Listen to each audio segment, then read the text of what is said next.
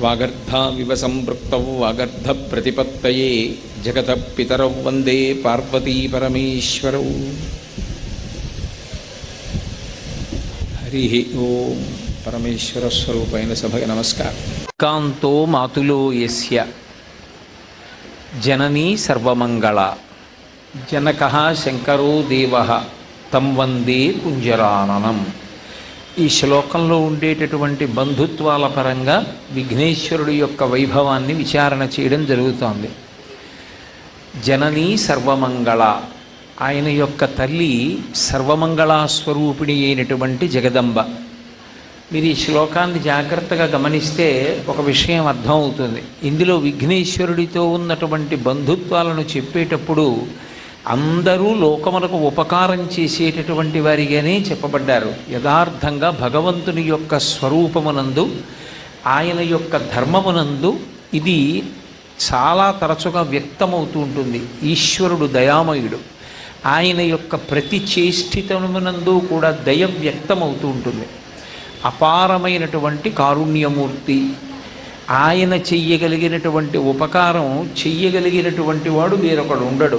అందుకే అసలు ప్రారంభమే శ్రీకాంతో మాతులో యస్య, శ్రీకారంతో మొదలుపెట్టి విష్ణువు శ్రీసహితుడు అని, లోకోపకారం చేయడానికి దక్షుడు అని నిరూపిస్తూ అదే పోలికున్నవాడు మేనల్లుడు.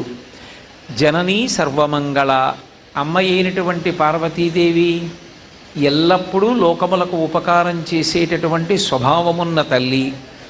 ఇక అటువంటి తల్లి ఏ ఆయుధాలు పట్టుకుంటుందో అవే ఆయుధాలని వినాయకుడు కూడా పట్టుకుంటాడని, అమ్మవారు ఆ ఆయుధాలు పట్టుకున్నప్పుడు ఏ విధమైనటువంటి అనుగ్రహాన్ని లోకం మీద వర్షిస్తుందో అదే అనుగ్రహాన్ని వినాయకుడు కూడా వర్షిస్తాడని నిన్నటి రోజున నేను ముత్తుస్వామి దీక్షితర్ వారి కీర్తనలో చెప్పబడినటువంటి ఆయుధ వివరణని ఆధారం చేసుకుని మీతో ప్రస్తావించడం జరిగింది.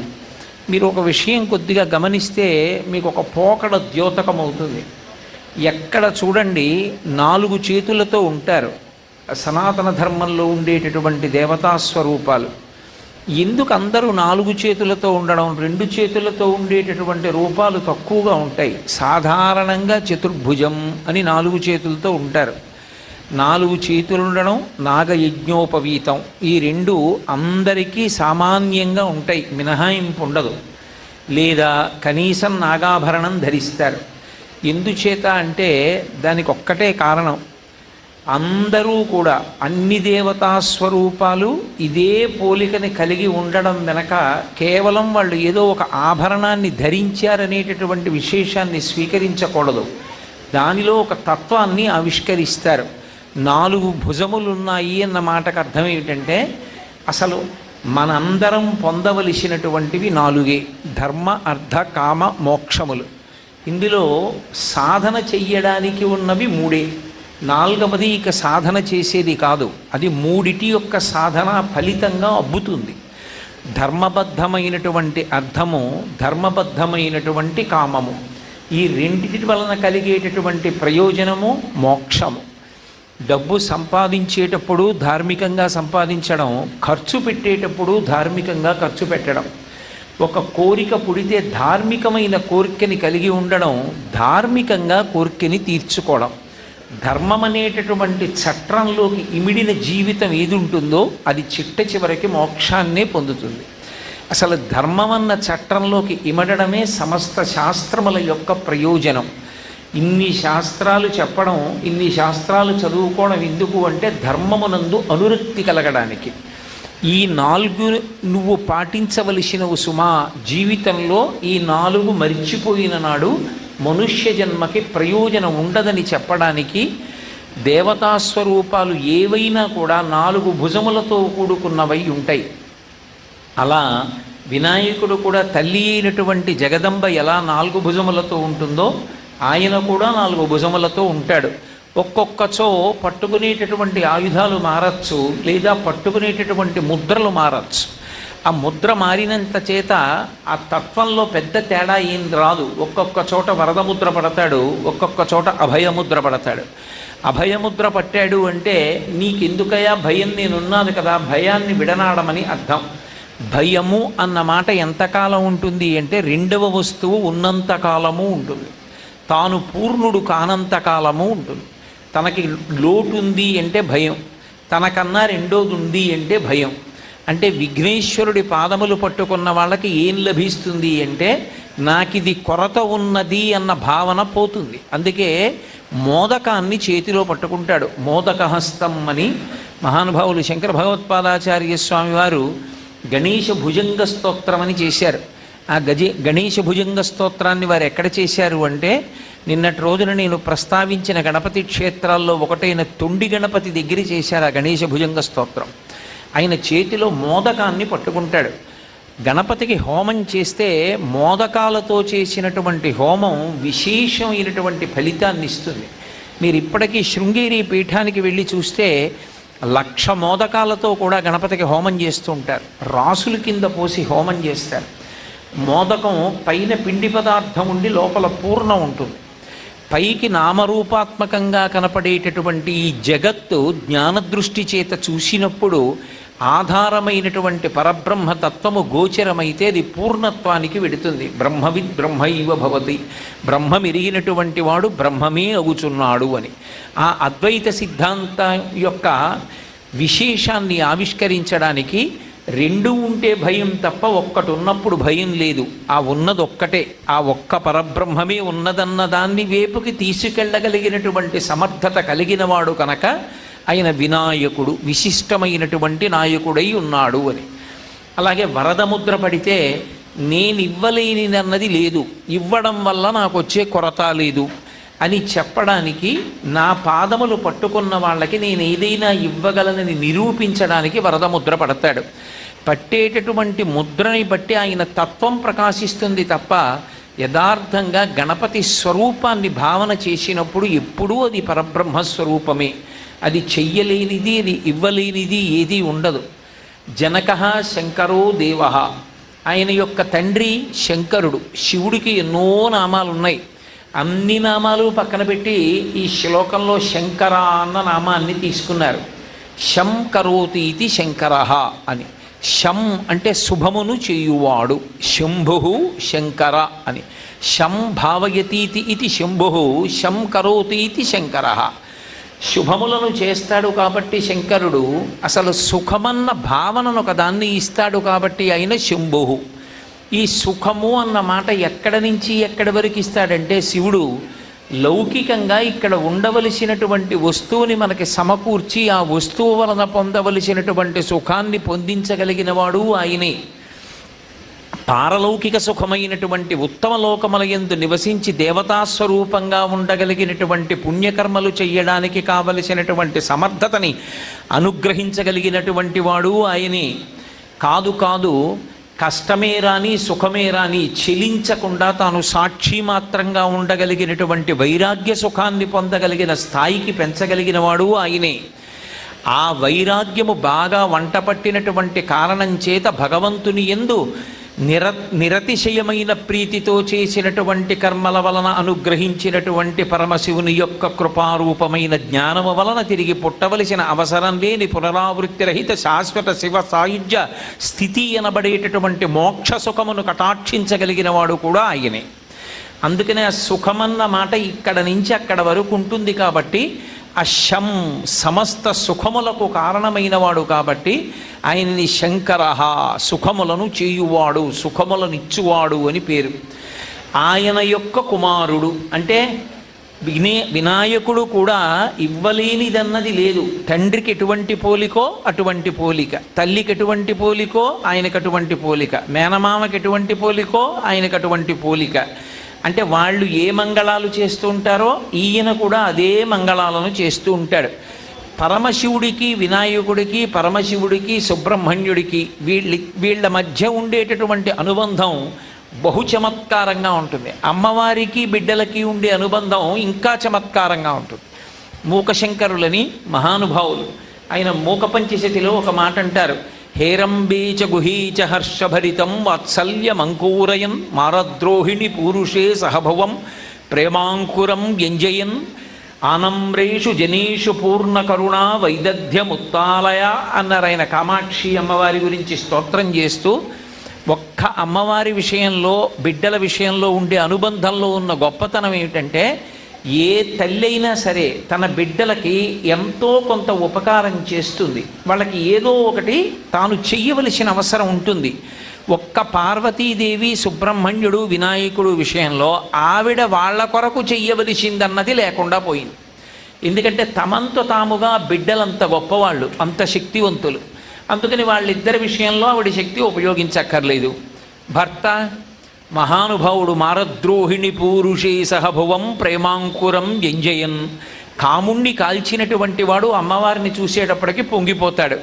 కాబట్టి భర్త అంత గొప్పవాడు, ఆయన గురించి ఆవిడ శక్తి ఉపయోగించక్కర్లేదు. మరి అమ్మ, నువ్వు ఆదిశక్తివి, ఈ శక్తి అంతా ఏం చేస్తావు, ఎవరి కోసం ఉపయోగిస్తావు అంటే, ఆనమ్రేషు జనేషు పూర్ణ కరుణా వైదగ్ధ్యముత్తాలయ.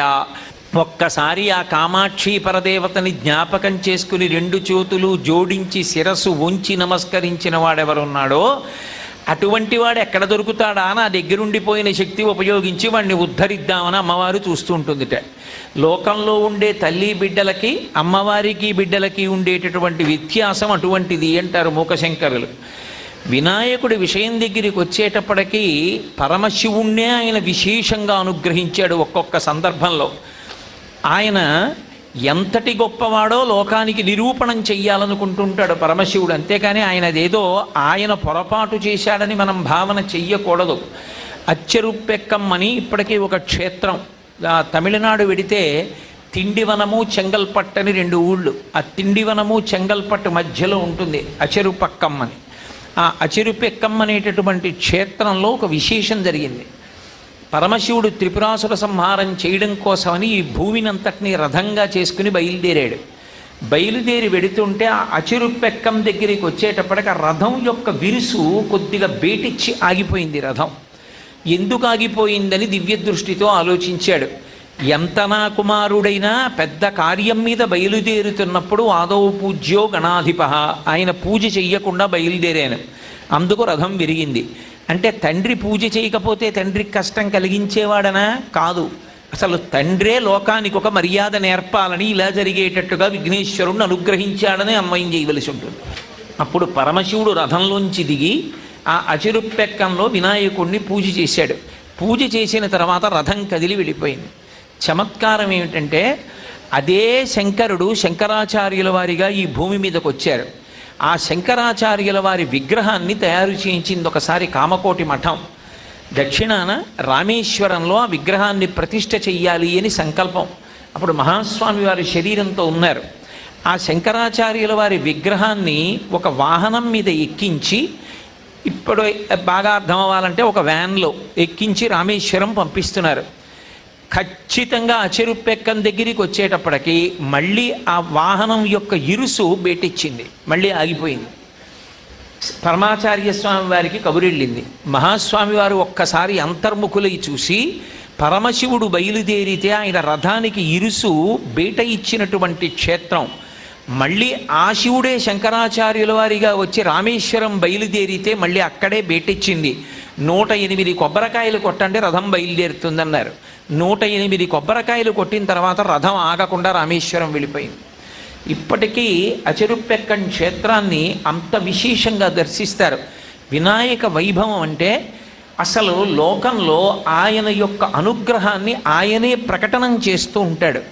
మనకి కాణిపాకం క్షేత్రంలో, బిక్కవోలు క్షేత్రంలో విఘ్నేశ్వరుడి యొక్క వైభవం ఎంత గొప్పదో ఆయన ప్రకటనం చేశాడు. అలాగే షేన్పెక్కమ్మని మీరు చాలామంది చూసి ఉండుంటారు. ఆ క్షేత్రాన్ని చిత్తూరుకి వెల్లూరుకి చాలా దగ్గరగా ఉంటుంది. అద్భుతమైనటువంటి క్షేత్రం. అక్కడ ఒకానొకప్పుడు మహారాష్ట్రలో మరాఠా ప్రభుత్వంలో పనిచేసేటటువంటి ఒక మంత్రి తుక్కోజీ అనేవారు. ఆయన ఒక రథం మీద వెళ్ళిపోతున్నాడు. గుర్రాలు పూంచినటువంటి రథం మీద రాత్రి వేళ మహారాష్ట్ర దిశగా వెళ్ళిపోతున్నాడు. వెళ్ళిపోతుంటే ఆయన గుర్రానికి, ఆయన యొక్క రథానికి ఏదో చక్రాలకి తగిలినట్లుగా అనిపించి ఇరుసు విరిగిపోయింది. ఆయన రథంలోంచి కిందకి దిగి చీకట్లో దీపాలు పెట్టి చూశాడు. రథచక్రాలంతా నిత్తురు చిమ్మేయి, కిందంతా రక్తం మడుగు కట్టింది, ఏమీ కనపడలేదు. ఆయన భయపడి ఇంత నెత్తురొచ్చింది, ఏం తగిలిందో తెలియట్లేదని, ఎలాగో రథానికి ఇరుసు విరిగిపోయింది కదా అని అక్కడే రాత్రి పడుకుంటూ వినాయకుడికి నమస్కారం చేసి పడుకున్నాడు. రాత్రి విఘ్నేశ్వరుడు స్వప్నంలో దర్శనమిచ్చాడు. దర్శనమిచ్చి ఏకాదశ రుద్రులు ఎలా ఉంటారో అలాగే 11 మంది వినాయకులుగా నేనే ఈ క్షేత్రంలో ఉన్నాను. ఇక్కడ నేను మూలాధార క్షేత్రమునందు ఉంటాను కాబట్టి, పృథివీతత్వమునందు ఉండేవాడిని కాబట్టి ఈ భూమి లోపల ఉన్నాను.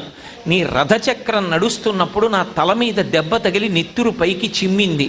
ప్రాయశ్చిత్తంగా నువ్వు ఇక్కడ దేవాలయ నిర్మాణం చెయ్యవలసింది అని కల్లో కనబడి చెప్పాడు. అప్పుడు మరునాడు జాగ్రత్తగా మట్టి తీసి చూస్తే 11 వినాయకమూర్తులు స్వయంభూమూర్తులు కనబడ్డాయి. ఇప్పటికీ మీరు వెళ్ళి ఆ దేవాలయంలో చూస్తే చుట్టూ తీగలా కట్టుంటాయి. దానికి యువతల వైపుకి నిలబడి మనం జరుగుతున్నటువంటి పూజని చాలా దగ్గరగా చూడొచ్చు. ఆ షేన్పెక్కన్ క్షేత్రంలో 11 మూర్తులుగా విఘ్నేశ్వరుడు వెలిసి ఉంటాడు. నేను చిత్తూరు ఉపన్యాసాలకు వెళ్ళినప్పుడు నా యందు చాలా అభిమానం కలిగిన వారు బాబుగారని, ఎలాగైనా నేను ఆ క్షేత్రం చూడాలంటే కారులో వెతుక్కుంటూ వెళ్ళాం. వెళ్ళి చూసి నేను తెల్లబోయానబ్బా, ఎలా చదివామో అలాగే ఉంది ఈ క్షేత్రంలో అని. ఇంకా చమత్కారం ఏమిటంటే ఆ క్షేత్రం మించి ప్రయాణం చెయ్యాలి. ఒకనకొకప్పుడు కంచికామకోటి పీఠాధిపత్యం వహించిన మహాపురుషులు మహాస్వామి వారు ఆయన బయలుదేరినప్పుడు అనుకున్నారు, ఎలాగో షేన్పెక్కన్ క్షేత్రం మించి వెడతాను కాబట్టి వెళ్ళేటప్పుడు 108 కొబ్బరికాయలు కొట్టాలి అని అనుకున్నారు. నేను మీతో మనవి చేసే విఘ్నేశ్వరుడి విషయంలో దగ్గరికి వెళ్ళి కొబ్బరికాయ కొట్టడం కన్నా దూరంగా నిలబడి నేల మీద కొబ్బరికాయ కొట్టి ముక్కలైపోయి పిల్లలు ఎరుగు తింటే ఆయన ఎక్కువ సంతోషిస్తాడు. అది కాబట్టి 108 కొబ్బరికాయలు కొట్టాలని సంకల్పం చేశారు. ఆయన అలా సంకల్పం చేసుకున్నారు. కానీ బహుశः మహాస్వామి వారి ద్వారా ఆయన యొక్క వైభవాన్ని ప్రకటనం చెయ్యాలనుకుని ఉండుంటాడు స్వామి. మరిచిపోయారు, ముందుకు వెళ్ళిపోయారు. చాలా వేగంగా నడిచేవారు మహాస్వామి. 96 ఏళ్ల వయస్సులో కూడా ఎంత వేగంగా నడిచేవారు. ఆయన వేగంగా ముందు వెళ్ళిపోయారు. వెనక పెద్ద ఏనుగు మీద జయేంద్ర సరస్వతీ స్వామి వారు వస్తున్నారు. చాలా దూరం మహాస్వామి వెళ్ళిపోయారు. వెనక జయేంద్ర సరస్వతీ స్వామి వారికి ఏనుగు వస్తోంది. షేన్పెక్కన్ క్షేత్రానికి కొంత దూరంలో ఉండగా ఏనుగుకి వెర్రి బయలుదేరింది. మావటివాణ్ణి కూడా దగ్గరికి రానివ్వకుండా తొండంతో తోసేసి గిర్ర గిర్ర గిర్ర గిర్ర తిరగడం మొదలుపెట్టింది. ధైర్యంగా జయేంద్ర సరస్వతీ స్వామి వారు మాత్రం ఏనుగు మీద కూర్చున్నారు. ఈ వార్త అక్కడ ఉన్నటువంటి వాళ్ళు మహాస్వామి వారికి ముందుకెళ్ళి చెప్పారు. అయ్యా, ఏనుగు ఎవరు అదుపు చేసినా ఆగట్లేదండి, గుండ్రంగా తిరుగుతోంది, దాన్ని పట్టుకోలేకపోతున్నాం. ధైర్యంగా జయేంద్ర సరస్వతీ స్వామి వారు మాత్రం కూర్చునున్నారు ఏనుగు మీద. కిందకి కానీ జారారా చాలా ప్రమాదం అని చెప్పారు. తనకి ప్రమాదం వస్తే ఏమో పట్టించుకునేవారో లేదో మహాస్వామి, తన శిష్యుడు జయేంద్ర సరస్వతీ స్వామి వారు ఈ స్థితిలో ఉన్నారని తెలియగానే అకస్మాత్తుగా కూర్చుని సత్యదండాన్ని చేత్తో పట్టుకుని ఆ ఆజ్ఞాచక్రానికి తాటించి ధ్యానం చేశారు. చెయ్యగానే తను చేసినటువంటిది ఏది మరిచిపోయారో జ్ఞాపకం వచ్చింది. ఓ ఏనుగు షేన్పెక్కన్ క్షేత్రానికి దగ్గరలోకి వచ్చింది, 108 కొబ్బరికాయలు కొట్టకుండా ముందుకొచ్చానని ఏనుగు దగ్గరికి వెళ్లకుండా ఈ 108 కొబ్బరికాయలు గుడి ముందు కొట్టండి అన్నారు. 108 కొబ్బరికాయలు కొట్టడం పూర్తయింది. ఏనుగు నిలబడి జయేంద్ర సరస్వతీ స్వామి వారు మళ్ళీ వెళ్ళిపోయారు.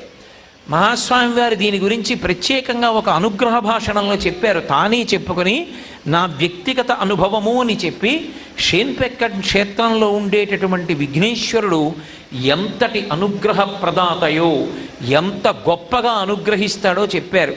నేను మీతో ఉన్నటువంటి సమయాన్ని దృష్టిలో పెట్టుకుని విఘ్నేశ్వరుడి యొక్క వైభవాన్ని, కొన్ని క్షేత్రములు మనకి దర్శనీయములు కనుక ఆ క్షేత్రములతోటి దేవతలతోటి ఉండేటటువంటి సంబంధాన్ని ఆవిష్కరించేటటువంటి ప్రయత్నం చేస్తున్నాను.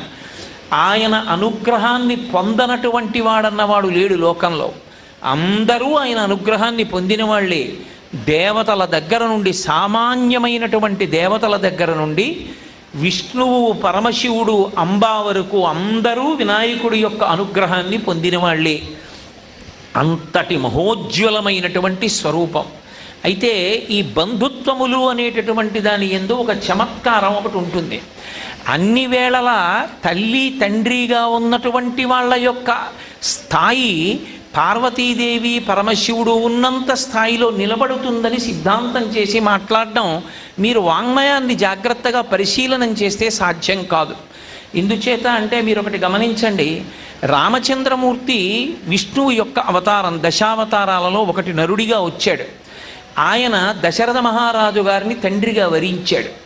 దశరథుణ్ణి తండ్రిగా వరించాడు కాబట్టి కౌసల్య తల్లయింది. ఇప్పుడు కౌసల్య దశరథులకి రామచంద్రమూర్తి కొడుకుగా వచ్చాడు. కౌసల్య దశరథులకి కొడుకుగా వచ్చినటువంటి రామచంద్రమూర్తి కన్నా కౌసల్య దశరథుడు అనుగ్రహ శక్తిని కలిగిన వారై ఉంటారని సిద్ధాంతీకరించడం సాధ్యమా? కాదు. ఎందుకంటే అది ఆరోహణ సిద్ధాంతము అంటారు. ఆయనకి తండ్రి అయిన కారణం చేత దశరథుడు తరించాడు. ఆయనకి తల్లి అయిన కారణం చేత కౌసల్య తరించింది. కొన్ని చోట్ల అవి దేవతాస్వరూపములై లోకానికి అనుగ్రహాన్ని పంచిపెడతాయి అని చెప్పడం కష్టం.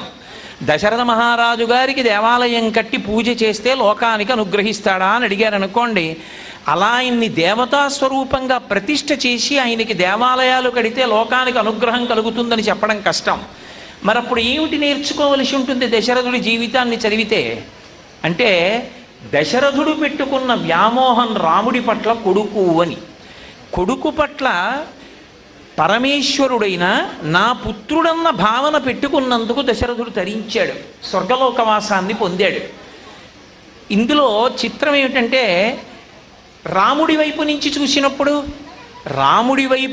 చూసినప్పుడు రామాయణంలో మనం ఏం నేర్చుకోవలసి ఉంటుందంటే, నరుడిగా దశరథ మహారాజు గారి పట్ల రాముడు ఎంత గౌరవంగా ప్రవర్తించాడు, ఎంత వినయ విధేయతలతో ప్రవర్తించాడు. దశరథుడు శరీరం విడిచిపెడితే ఎంత ఏడ్చాడు. భగవంతుని యొక్క అవతారమే తండ్రికంత గౌరవాన్నిచ్చి తండ్రిని అంత గౌరవిస్తే మనం కూడా తండ్రిని ఎంత గౌరవించాలన్న విషయాన్ని తెలుసుకోవడం వరకు పనికొస్తుంది తప్ప దశరథుడికి గుడి గడితే అన్న భావన వల్ల ఏమొస్తుంది అని చెప్పమంటే చాలా కష్టం. ఎందుకంటే అవి అనుగ్రహ ప్రసరణం చెయ్యగలిగిన దేవతాస్వరూపములు కావవి. అవి తండ్రి తల్లి అయిన కారణం చేత భగవంతుని యొక్క అనుగ్రహాన్ని పొందాయి. మీకు నేను ఒక ఉదాహరణ చూపించాలి అంటే, భాగవతంలో కృష్ణ భగవానుడికి తల్లిగా వచ్చింది, కన్న తల్లిగా కాదు, పెంచిన తల్లి యశోదాదేవి. ఆమె కన్న తల్లి అయినటువంటి దేవకీదేవి కన్నా పెంచిన తల్లి అయినటువంటి యశోదాదేవి నిజానికి కృష్ణలీలలన్నిటినీ అనుభవించింది. రుక్మిణీదేవికి దేవకీదేవికి తీరని కోరిక ఒకటి మిగిలిపోయింది. అసలు బాలకృష్ణుడి లీలలంత గొప్పగా ఉంటాయి కదా, ఆ బాలకృష్ణుడు ఎలా ఉంటాడో మనం ఎప్పుడూ చూడలేదు. పట్టమహిషి అయిన రుక్మిణీదేవి చూడలేదు, కన్నతల్లి అయినటువంటి దేవకీదేవి చూడలేదు. ఎందుకంటే పసితనంలో పుట్టగానే తీసుకుని వెళ్ళిపోయాడు వసుదేవుడు. తన కోరిక తీరలేదు కాబట్టి కృష్ణుణ్ణి అడిగారు, నీ బాలకృష్ణ స్వరూపం ఎలా ఉంటుందో నీకే తెలుసు కాబట్టి మాకు అటువంటి రూపాన్ని చేయించి ఇమ్మన్నారు. విశ్వకర్మని పిలిపించి విగ్రహాన్ని చేయించాడు. ఆ విగ్రహమే ఒకానొక కారణం చేత ఓడలో ఈ దేశం దాటి వెళ్ళిపోతుంటే వినాయకుడు ఎలా ఈ దేశంలోనే ప్రధానమూర్తులుంచాడో అలా మధ్వాచార్యుల వారు సముద్రపుటొడ్డుకెళ్ళి తన ఉత్తరీయం తీసి ఆకాశంలో ఊపితే తుఫాను ఆగిపోతే మునిగిపోతున్న ఓడ నిలబడింది కాబట్టి ఆ ఓడ నాయకుడు సంతోషించి కాషాయం కట్టుకున్న మధ్వాచార్యుల వారిని చూసి గబగబా చిన్న పడవలో ఒడ్డుకొచ్చి, మీ వల్ల నా ఓడ నిలబడింది కాబట్టి వచ్చి ఓడలో పరిశీలించి మీకు కావలసింది తీసుకోమన్నాడు. రుక్మిణీదేవి కోసం దేవకీదేవి కోసం కృష్ణ భగవానుడు విశ్వకర్మ చేత నిర్మాణం చేయించినటువంటి బాలకృష్ణుని యొక్క మూర్తి చందనపు ముద్దలో పెట్టి ఓడలో తీసుకెళ్ళిపోతున్నారు విదేశాలకి. నాకు ఈ విగ్రహం కావాలని అడిగారు మధ్వాచార్యుల వారు. ఆ విగ్రహాన్ని ఇచ్చారు. చందనపు ముద్దలో ఉన్న విగ్రహాన్ని తీసుకొచ్చి ఉడిపి క్షేత్రంలో మనం లోపలికి వెళ్ళగానే బయటే ఉంటుంది పుష్కరిణి. ఆ పుష్కరిణిలో స్నానం చేయించి చందనాన్ని విడిచిపెట్టిన తరువాత దాన్ని ప్రతిష్ఠ చేశారు. అందుకే ఉడిపిలో అలంకారం ఆలస్యం అవుతూ ఉంటుంది. ఉడిపిలో ఇవాళ ఈ అలంకారం చెయ్యాలని ఉండదు. కృష్ణ భగవానుడి మూర్తి దగ్గరికి వెళ్ళి కూర్చుని అప్పుడు ఎవరు ఆ అర్చనా సమయంలో ఉన్నారో ఆ ద్వైత సంప్రదాయానికి చెందినటువంటి మఠాధిపతులు వారు ధ్యానం చేస్తారు. ధ్యానం చేసినప్పుడు ఆ రోజున కృష్ణుడు ఏ రూపంలో కనపడితే ఆ రూపంలోకి అలంకారం చేస్తారు. అందుకే ఉడిపిలో దర్శన వేళలు ఖచ్చితంగా ఇలా ఉంటాయని చెప్పడం కుదరదు. ఒక్కొక్కసారి అలంకారం ఆలస్యం అయిపోతూ ఉంటుంది. అంత పవిత్రంగానూ ఉంచుతారు. కిటికీలోంచి దర్శనమే తప్ప లోపలికి ఎవరు వెళ్ళరు, ఒక్క మఠాధిపతులు తప్ప. ఎవరు ఆ అర్చనా సమయంలో ఉన్నారో ఆ ద్వైత సంప్రదాయానికి చెందినటువంటి మఠాధిపతులు వారు ధ్యానం చేస్తారు. ధ్యానం చేసినప్పుడు ఆ రోజున కృష్ణుడు ఏ రూపంలో కనపడితే ఆ రూపంలోకి అలంకారం చేస్తారు. అందుకే ఉడిపిలో దర్శన వేళలు ఖచ్చితంగా ఇలా ఉంటాయని చెప్పడం కుదరదు. ఒక్కొక్కసారి అలంకారం ఆలస్యం అయిపోతూ ఉంటుంది. అంత పవిత్రంగానూ ఉంచుతారు. కిటికీలోంచి దర్శనమే తప్ప లోపలికి ఎవరు వెళ్ళరు, ఒక్క మఠాధిపతులు తప్ప. ఉడిపి క్షేత్రంలో ఉన్నటువంటి బాలకృష్ణమూర్తిని దేవకీదేవి రుక్మిణీదేవి కోసం కృష్ణుడే చేయించి ఇచ్చినటువంటి మూర్తి. అంటే బాలకృష్ణుణ్ణి కన్నతల్లి దేవకీదేవి చూడలేదు, కానీ పెంచిన తల్లి యశోద పాలిచ్చింది, ఆయనతో ఆడుకుంది. ఆయన 3 మాటలు విశ్వరూపం చూపించాడు. బాలకృష్ణుడి పట్ల తల్లిగా యశోద పొందినటువంటి అదృష్టాన్ని చూసి అది విన్నటువంటి పరీక్షిత్ తెల్లబోయి శుకమహర్షిని అడిగాడు, జగదీశ్వరునికి చన్నిచ్చు తల్లిగా ఏమి నోము నోచి ఈ యశోద, పుత్రుడంచు అతని పోషించు తండ్రిగా నందుడేమి చేసే నందితాత్మ అని అడిగాడు. అసలు తల్లి తల్లి అంటూ లోకములకన్నిటికీ తండ్రి అయినటువంటి వాడికి, తల్లి అవసరం లేకుండా ఉండిపోయిన వాడికి పాలివ్వడం ఏమిటయా? తన స్తన్యంలోంచి ఇంత పుణ్యం ఎలా సంపాదించింది యశోద నాకు చెప్పని అడిగాడు. అప్పుడు శుకబ్రహ్మ చెప్పారు, అక్కడ ఉన్నటువంటి యశోద నందులు పూర్వజన్మలో ధరాద్రోణులు, వాళ్ళు వసువులలో ఒకడు, ఆయన భార్య ధర. వాళ్ళిద్దరూ బ్రహ్మగారి దగ్గరికి వెళ్ళి ప్రార్థన చేస్తే కృష్ణావతారం వస్తోంది, మీరు కూడా మీ అంశలతో భూమి మీదకి వెళ్ళమన్నాడు ఆయన. వాళ్ళన్నారు, మేము వెళ్ళం భూమి మీదకి, ఒక్క వరం ఇస్తే వెడతాం, కృష్ణ భగవానుణ్ణి తల్లిదండ్రులమన్న ప్రేమతో లాలించి పోషించగలిగినటువంటి అనుగ్రహం మాకు ఇస్తే వెడతామన్నారు. మీరిటువంటి కోరిక కోరుకున్నారు కాబట్టి అనుగ్రహిస్తున్నాను, వెళ్ళమన్నారు. అందుకని నందయశోదలుగా వచ్చారు. కన్నతల్లి దేవకీదేవి కన్నా పెంచిన తల్లి యశోద కృష్ణుడితో అనుగ్రహాన్ని ఎక్కువ పెట్టుకున్న దాంట్లో మళ్ళీ ఒక చమత్కారం వచ్చింది. నందుడు కృష్ణ పరమాత్మ యొక్క వైభవాన్ని గ్రహించాడు, పురాణ పురుషుడు అని తెలుసుకున్నాడు. నేను ఇన్నాళ్ళు పెంచినవాడు సామాన్యుడు కాడు, పురుషోత్తముడైనటువంటి శ్రీ మహావిష్ణువు యొక్క పరిపూర్ణావతారమని తెలుసుకున్నాడు కాబట్టి నందుడు మళ్ళీ పుట్టాడు అనడానికి ఆధారం దొరకలేదు. కానీ యశోద కృష్ణ భగవానుడి దగ్గరికి వెళ్ళినప్పుడు ఒక కోరిక కోరింది. మనస్సీదతి మే కృష్ణ తవ కళ్యాణ వీక్షణే దర్శయస్వ రమానాథ జగదానందకారక అని అడిగింది. నువ్వు ఎన్నో కళ్యాణాలు చేసుకున్నావు, ఒక్కటి కూడా నేను చూడలేదు. ఎందుకని? నందవ్రజాన్ని విడిచిపెట్టి మధురానగరానికి వెళ్ళాక కళ్యాణాలు జరిగాయి, ఇన్ని కళ్యాణాలు అయ్యాయి, ఒక్కటి చూడలేదు. నీ బాల్య క్రీడలన్నీ చూశాను, నా కొడుకు అన్న వ్యామోహం నాకుంది, ఒక్క కళ్యాణం నేను చూడడానికి వీలుగా చేసుకోమని. ఆయన అన్నాడు, అమ్మా ఈ అవతారంలో నా కళ్యాణాలు అయిపోయాయి, కాబట్టి ఒక పని చేస్తాను, నువ్వు కోరిన కోరిక కాదనకూడదు, అమ్మగా ఉన్నావు, అమ్మగా నిన్ను అనుగ్రహించిన వాడను, కాబట్టి అమ్మ మాట నేను కూడా కాదనను. అంటే అందులో మనం తెలుసుకోవలసింది ఏమిటంటే పరమేశ్వరుడంతటి వాడు అమ్మగా ఒక ఆమెని స్వీకరిస్తే ఆమె కోరికకి కట్టుబడ్డాడు, ఆ ధర్మాన్ని మనం ఆచరించాలి. కాబట్టి ఇప్పుడు ఆయన అన్నాడు, శ్రీశైలే పూరయిష్యామి కించిత్ కాలాదనంతరం, ఈ అవతారంలో కుదరదమ్మా, శ్రీశైలంలో నీ కోరిక పూర్తి చేస్తానన్నాడు. శ్రీశైలాలు 2 ఉన్నాయి, ఒకటి దిగువ శ్రీశైలం, ఒకటి ఎగువ శ్రీశైలం. దిగువ శ్రీశైలం తిరుపతి, ఎగువ శ్రీశైలం జ్యోతిర్లింగం ఉన్న క్షేత్రం, కింద నుంచి పైకెడుతుంది ఉపాసన. కరచరణాదులతో కూడిన మూర్తిని పట్టుకుని అరూపరూపి అయి కాళ్ళు చేతులు లేని మూర్తి ఉపాసనలోంచి నిర్గుణంలోకి వెళ్ళాలి. అందుని కింద నుంచి పైకెడితే దిగువ శ్రీశైలం, ఎగువ శ్రీశైలం. సంస్కృతంలో శ్రీని ద్రవిడ భాషలో తిరు అంటారు, శైలం మలై, తిరుమల అంటే శ్రీశైలం, కాబట్టి తిరుమల కొండ మీద తీరుస్తానన్నాడు. అందుకని అక్కడ ఉన్నటువంటి యశోదాదేవిని ఇక్కడికి తీసుకొచ్చి వకుళమాతగా మళ్ళీ ప్రవేశపెట్టాడు. అందుకే మీరు భవిష్యోత్తర పురాణాన్ని పరిశీలిస్తే అసలు వకుళమాత పుట్టుక కానీ వకుళమాత ఎలా పెరిగిందన్న విషయం కానీ ఎక్కడా లేదు. ఆమె పరమేశ్వరుని మెడలోని పొగడపూల మాల, అందుకని వకుళమాల అని పిలిచారు ఆవిడ్ని. ఒక్కొక్కచో కొన్ని శ్లోకాలు చూస్తే బకుళమాల అన్న పేరు కూడా ఆవిడికి ఉంది. ఆ వకుళమాల ఆదివరాహస్వామి వారి దగ్గర ఉండేది, ఎలా పాచకిగా ఉండేది, ఆవిడ వంట చేసి పెట్టేది. అమ్మ పనేమిటి, ఎంత పెద్దవాడైనా కొడుకు ఆయన జిల్లా కలెక్టర్ కానివ్వండి, అమ్మ ఏం చేస్తుంది, మా అబ్బాయికి చారు ఇలా పెడితే ఇష్టమమ్మా అని తన చేతులతో చారు పెట్టుకుంటుందమ్మ. మా అబ్బాయికి రాత్రివేళ కందిగుండ నెయ్యి వేసుకు తింటే ఇష్టమని కందిగుండ అన్నం పెడుతుంది.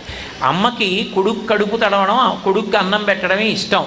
అందుకే వకుళమాత మొదట ఎక్కడికి వెళ్ళింది అంటే ఆదివరాహమూర్తి దగ్గరికి వెళ్ళింది. ఎప్పుడు వెళ్ళింది ఎవ్వరికీ తెలియదు.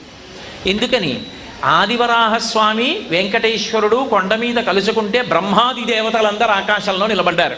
ఎందుకని? ఒకే విష్ణువు 2 రూపాలతో కలుసుకున్నాడు. అది చిత్రం. శివకేశవులు కలుసుకుంటే విచిత్రం అనొచ్చు, ఒక విష్ణువే 2గా కలుసుకున్నాడు. అందుకే ఇప్పటికీ ఆ క్షేత్రం వరాహక్షేత్రం అని పిలుస్తారు దాన్ని. వరాహక్షేత్రం అన్న పేరు ఉంది కాబట్టే ఆ క్షేత్రం నిలబడింది. అసలు రహస్యం, ఒకానొకప్పుడు దక్షిణ భారతదేశంలో ఏ క్షేత్రం కనపడితే ఆ క్షేత్రాలన్నీ ధ్వంసం చేసినటువంటి ఒక ప్రత్యేకమైనటువంటి స్థితి కలిగినటువంటి పరిపాలకులు, సనాతన ధర్మమునందు విశ్వాసము లేనటువంటి వాళ్ళు దక్షిణ దేశంలో దండయాత్ర చేయడానికి వెళ్ళిపోతూ తిరుమల కొండ దగ్గరికి వచ్చి అడిగారు, పైన ఏముంది వీళ్ళందరూ ఎడుతున్నారని. వరాహక్షేత్రం ఉందన్నారు. వరాహక్షేత్రం అంటే ఏమిటన్నారు? వరాహం అంటే పంది, అక్కడ అడవి పంది తిరుగుతూ ఉంటుంది, పూజ చేస్తారన్నారు. చిచి చిచి చిచి పందికి పూజ, దూరంగా పదండని వెళ్ళిపోయారు. వరాహక్షేత్రం అని పేరుండబట్టే ఆ క్షేత్రం దక్కింది యథార్థానికి. ఇంతకన్నా ఇంకా లోతుగా వివరాలు నేను చెప్పక్కర్లేదు, మీరు చరిత్ర పరిశీలిస్తే అవగతం అవుతుంది. కాబట్టి అక్కడ మొట్టమొదట వెళ్ళిన వాడు వరాహస్వామి. ఆ వరాహస్వామిని వెంకటేశ్వర స్వామి కలుసుకున్నారు. ఒక రకమైన మూలిక కోసం వెతుకుతూ కలుసుకున్నారు. కలుసుకున్నప్పుడు సూకరములు అంటే పంది రూపంలో ఉన్న సేవకులే ముందు వెడుతున్నారు. చెట్టు తొర్రలోకి వెళ్ళినటువంటి వెంకటేశ్వరుణ్ణి పిలిచారు బయటికి. ఇద్దరూ కలుసుకున్నారు. కలుసుకున్నప్పుడు దేవతలందరూ ఆకాశంలో నిలబడి పుష్పవృష్టి కురిపించారు. ఆయన ఎందుకు వచ్చాడో, కలియుగంలో ఏం చెయ్యాలనుకుంటున్నాడో అర్థమైంది ఆదివరాహస్వామికి. వెంకటేశ్వర స్వామి అన్నారు, ఇప్పుడు నా దగ్గర లక్ష్మి లేదు కాబట్టి నాకు కొద్దిగా ఇక్కడ ఉండడానికి స్థలం ఇప్పించండి అని అడిగారు. అంటే కలియుగం లక్షణం, ముందెవడొచ్చి జెండా పాతాడో వాడిదే భూమి. ఆదివరాహస్వామి వెళ్ళారు కాబట్టి ఆయనదే భూమి. ఆయన కొనుక్కుని ఎక్కడ రాయించుకున్నారు, ఎక్కడా లేదు పురాణంలో. కలియుగ ధర్మాన్ని ఈశ్వరుడు కూడా చూపిస్తాడు. కాబట్టి ఇప్పుడు వెంకటేశ్వర స్వామి వాడు అడిగితే ఆయన అన్నారు, ఇది కలియుగం, స్థలం మౌల్యేల గృహ్యతాం, డబ్బిచ్చి తీసుకోండి, కొంత భూమి ఇస్తానన్నారు. ఆయన అన్నారు, లక్ష్మి లేదు, ఎక్కడి నుంచి ఇమ్మంటారు? ఇంకో మాట చెప్పండి అన్నారు. ప్రథమం దర్శనం చాస్యాత్ నైవేద్యం క్షీరసేచనం ఇదమేవ వరం బ్రహ్మం దదామి కరుణానిధే. మీకు వరం ఇస్తాను. వెంకటాచల క్షేత్రానికి వచ్చిన వాడు మొట్టమొదట ఆదివరాహస్వామి దర్శనం చేయకపోతే వెంకటేశ్వర దర్శనం చేసినట్టుగా లెక్కలోకి తీసుకోం. 2, ప్రథమ నైవేద్యం ఆదివరాహస్వామికి పెట్టి వెంకటేశ్వర స్వామికి పెడతారు. ఉత్సవాలు వెంకటేశ్వరుడివి, ప్రథమ నైవేద్యం అంతా ఆదివరాహమూర్తిది అని ఇద్దరూ ఒప్పందం చేసుకున్న తర్వాత ఆదివరాహస్వామి వకుళమాతని పిలిచారు. నేను నీకు శ్యామాక ధాన్యం, దుంపలు, తేనె పంపుతూ ఉంటాను, ఈమె నీ దగ్గర ఉంటుంది, ఈమె నీ దగ్గర ఉండి నీకు తల్లిలా కాపాడుతూ ఉంటుంది అని వకుళమాతని వెంకటేశ్వరుడికి అప్పచెప్పారు. వకుళమాత వెంకటేశ్వర స్వామి వారితో కలిసి ఒక పుట్ట లోపల ఉంటుండేది. అసలు వకుళమాత వెంకటేశ్వరుడితో మాట్లాడిన మాటలు మీరు జాగ్రత్తగా భవిష్యోత్తర పురాణంలో గమనిస్తే ఆవిడ హృదయం ఏమిటో అర్థమవుతుంది. ఒకానొకప్పుడు వెంకటేశ్వర స్వామి వారు పద్మావతీదేవిని పరిణయం చేసుకోవడానికి ఒక గుర్రం మీద వెడితే పద్మావతీదేవి చెలికెత్తెలు రాళ్ళు పెట్టి కొట్టిన కారణం చేత ఆ గుర్రం పడిపోతే వెంకటేశ్వర స్వామి వారి ఒంటికి దెబ్బలు తగిలి రక్తం ఓడుతూ తిరిగి వచ్చారు పుట్టకి. వచ్చి ఓ తెల్లటి దుప్పటి పైనుంచి తల వరకు ముసుగు పెట్టుకుని పడుకున్నారు. భవిష్యోత్తర పురాణంలో వ్యాసుడు అన్నాడు, యథాయుగాంతే వటపత్రశాయి అన్నాడు.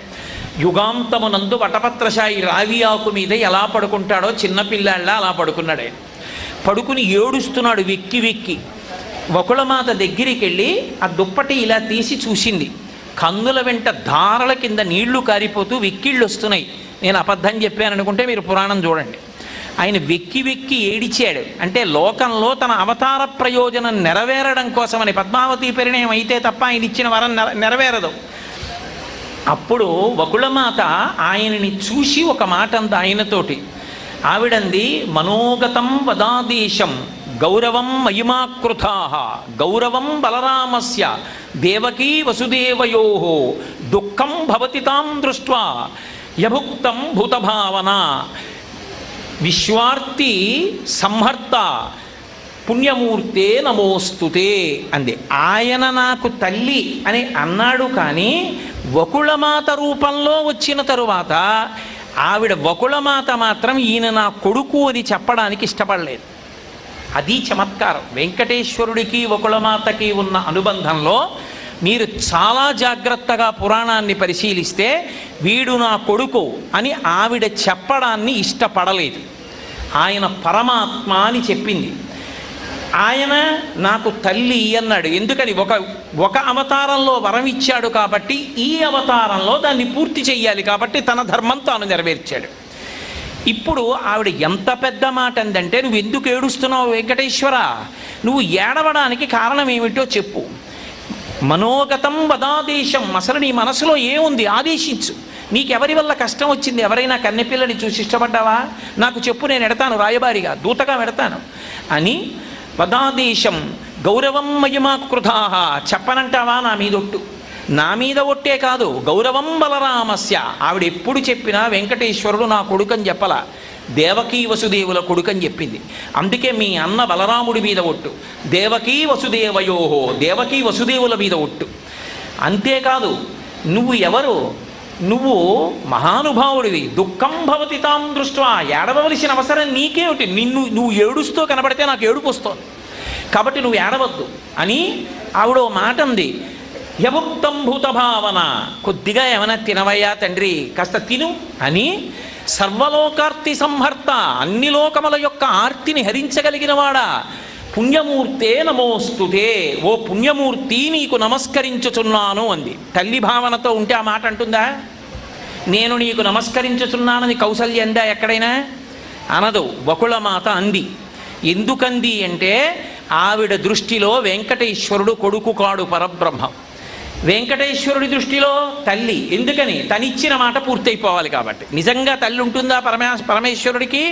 కానీ తల్లిగా గౌరవించాలి. కృష్ణావతారంలో మాట ఇచ్చాడు కాబట్టి మాట పూర్తి చేయడానికి ఈ మాట చెప్పాడు ఆయన. ఈ మాట చెప్పింది ఆవిడ. పోను అక్కడతో అయిపోయిందా? ఆయనే చెప్పాడు, అమ్మా గుర్రం ఎక్కి వెళ్ళమ్మా, నీకు కపిలతీర్థంలో కపిలేశ్వర లింగం కనపడుతుంది. శివానుగ్రహం లేకుండా ఏదీ సాధించలేమమ్మా. పరమశివలింగానికి అభిషేకం చెయ్యి, అభిషేకం చేసి నమస్కరించు. కళ్యాణం కురుమే దేవా, శివశంకరతే నమః, మా అబ్బాయికి పెళ్లి చేయించమని నమస్కారం చెయ్యమ్మా, నేను నమస్కారం చెప్పానని చెప్పమ్మా అన్నాడు. ఆవిడ వెళ్ళింది, కపిలలింగానికి నమస్కారం చేసి అగస్త్యాశ్రమానికి వెళ్ళింది. అసలు భవిష్యోత్తర పురాణంలో పెద్ద కీలకం అక్కడ చెప్పారు. వెంకటేశ్వరావతారానికి వకుళమాతకి ఉండే అనుబంధం గురించి అక్కడ చెప్పారు. ఆమె అగస్త్యాశ్రమంలో ఆ ధరణీదేవి యొక్క సేవకులు కొంతమంది, పద్మావతీదేవి చెలికెత్తెలు, ఆమె బాధపడుతోంది మళ్ళీ వెంకటేశ్వరుడు కనపడలేదని శివలింగానికి అభిషేకం చేయించడానికి వచ్చారు బృహస్పతి యొక్క వాక్కు మేరకి. అక్కడ కలుసుకుంది వకుళమాత. కలుసుకుని వాళ్ళని అడిగింది, మీ యొక్క చెలికెత్తే అయిన పద్మావతీదేవికి ఎవరు కనపడ్డారు, ఎందుకు జ్వరం వచ్చింది అని అడిగింది. ఎందుకు చేయిస్తున్నారు అభిషేకం అని. అప్పుడు పద్మావతీదేవి చెలికెత్తెలు వెంకటేశ్వర స్వామి వారి గురించి చెప్తూ ఆయన గొప్పతనం ఏమిటో, ఆయన ఎటువంటి వాడో చెప్పారు. చెప్పినప్పుడు వకుళమాత వాళ్ళతో మాట్లాడుతూ ఒక మాట చెప్పింది. నేను ప్రభాం న జానేద్య, నేను ఆ భగవానుడైనటువంటి శ్రీ మహావిష్ణువు యొక్క వైభవాన్ని తెలుసుకోలేకపోయాను. తెలుసుకోలేక ఒకానొకప్పుడు కృష్ణుడికి తల్లిగా ఉన్నాను యశోదగా. ఆ పిచ్చి పెట్టేసుకుని కృష్ణం ముకుందం తనయేతి మత్వా వృధా శరీరం పునరాగతం మమా అందావిడ. అంటే నేను వకుళమాతగా వెంకటేశ్వరుడికి తల్లిగా ఉన్నందుకు సంతోషిస్తున్నానని వకుళమాత చెప్పలేదు. ఆవిడ ఏం చెప్పిందో తెలుసా? వృధా శరీరం పునరాగతం మమ కృష్ణం ముకుందం తనయేతి మత్వా.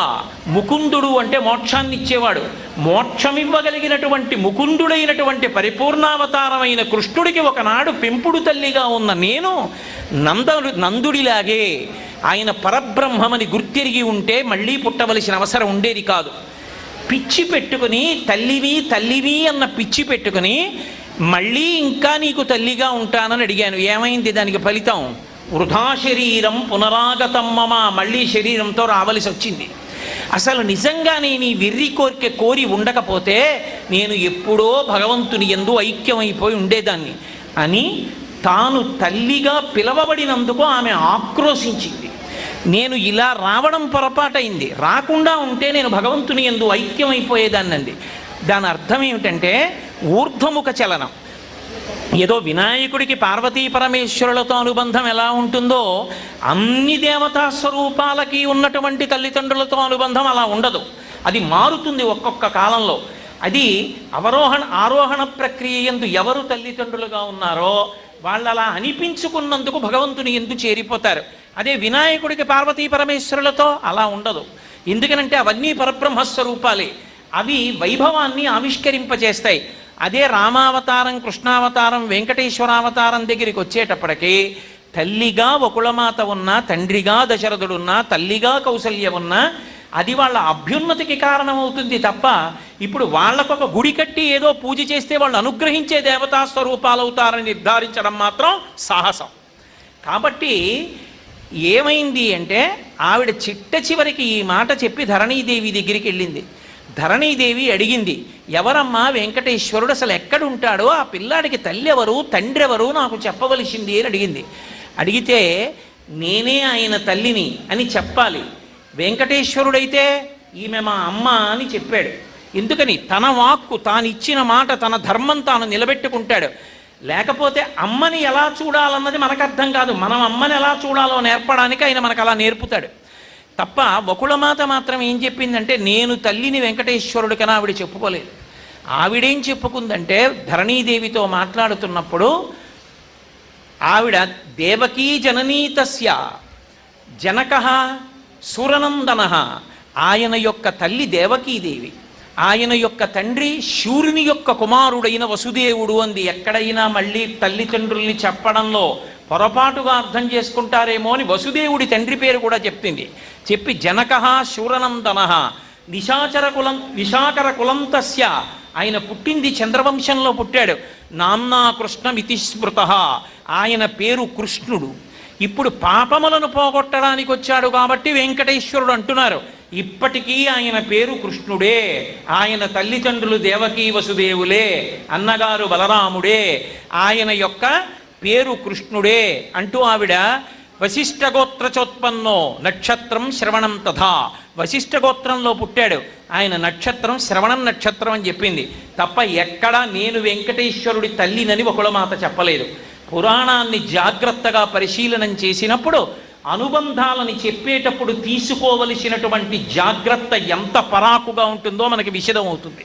అంటే వకుళమాత ఇంకానే తల్లిని తల్లిని తల్లిని అని పట్టు కూర్చుంటే మళ్ళీ ఏదో వరం అడిగి ఏదో భ్రాంతితో మళ్ళీ లోపల మనసులో కారణం ఉండిపోతే మళ్ళీ పుట్టవలసి ఉంటుంది. సనత్కుమారాచార్యుల వారంతటి వారు సుబ్రహ్మణ్యుడిగా రావాల్సి వచ్చింది. దేవసేనని జయించాలని కోరిక ఉండిపోతే త్రిపుర రహస్యంలో చెప్పారు ఎందుకు వచ్చాడో ఆయన. మహాజ్ఞాని అయినటువంటి వాడు మళ్ళీ రావలసి వచ్చింది. కాబట్టి వకుళమాత కూడా యశోదాదేవిగా ఉండి కృష్ణం ముకుందం అని ఉంటే నందుళ్ళే అయిపోను. కృష్ణం ముకుందం తనయేతి మత్వా వృధా శరీరం పునరాగతం మమ అంది. కృష్ణుడు ముకుందుడని గుర్తెరగలేకపోయాను, మళ్ళీ తల్లిగా ఉండాలనుకుని వృధా శరీరంతో మళ్ళీ వచ్చానంది. ఈవిడ వైపు నుంచి ఇప్పుడు తెలుసుకుంది పరబ్రహ్మం అని, అందుకని ఆయన ఎందు ఐక్యం అవుతుంది. వెంకటేశ్వరుడి వైపు నుంచి ఆయన ఎప్పుడూ ధర్మాన్ని లోకానికి చూపించాలి. ఈశ్వరుడే లోకానికి ధర్మాన్ని చూపించకపోతే చూపించేవాడెవరు? రాముడు అవతారంగా వచ్చినా విష్ణు అయినా తండ్రి విషయంలో తండ్రి ధర్మాన్ని పాటించాలి, తల్లి విషయంలో తల్లి ధర్మాన్ని పాటించాలి, భార్య విషయంలో భార్య ధర్మాన్ని పాటించాలి, తమ్ముడి విషయంలో తమ్ముడి ధర్మాన్ని పాటించాలి. లేకపోతే రాముడు తల్లినే గౌరవించలేదు, మనం ఎందుకు గౌరవించాలంటాం?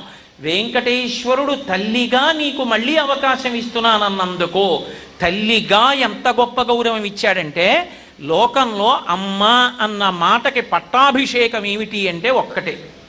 కొడుకు ఎంత గొప్పవాడు కానివ్వండి, అమ్మని మా అమ్మ మా దగ్గరే ఉంటోందండి అన్న కొడుకెవరో వాడు తుచ్చుడు, వాడు సంస్కారం లేనివాడు.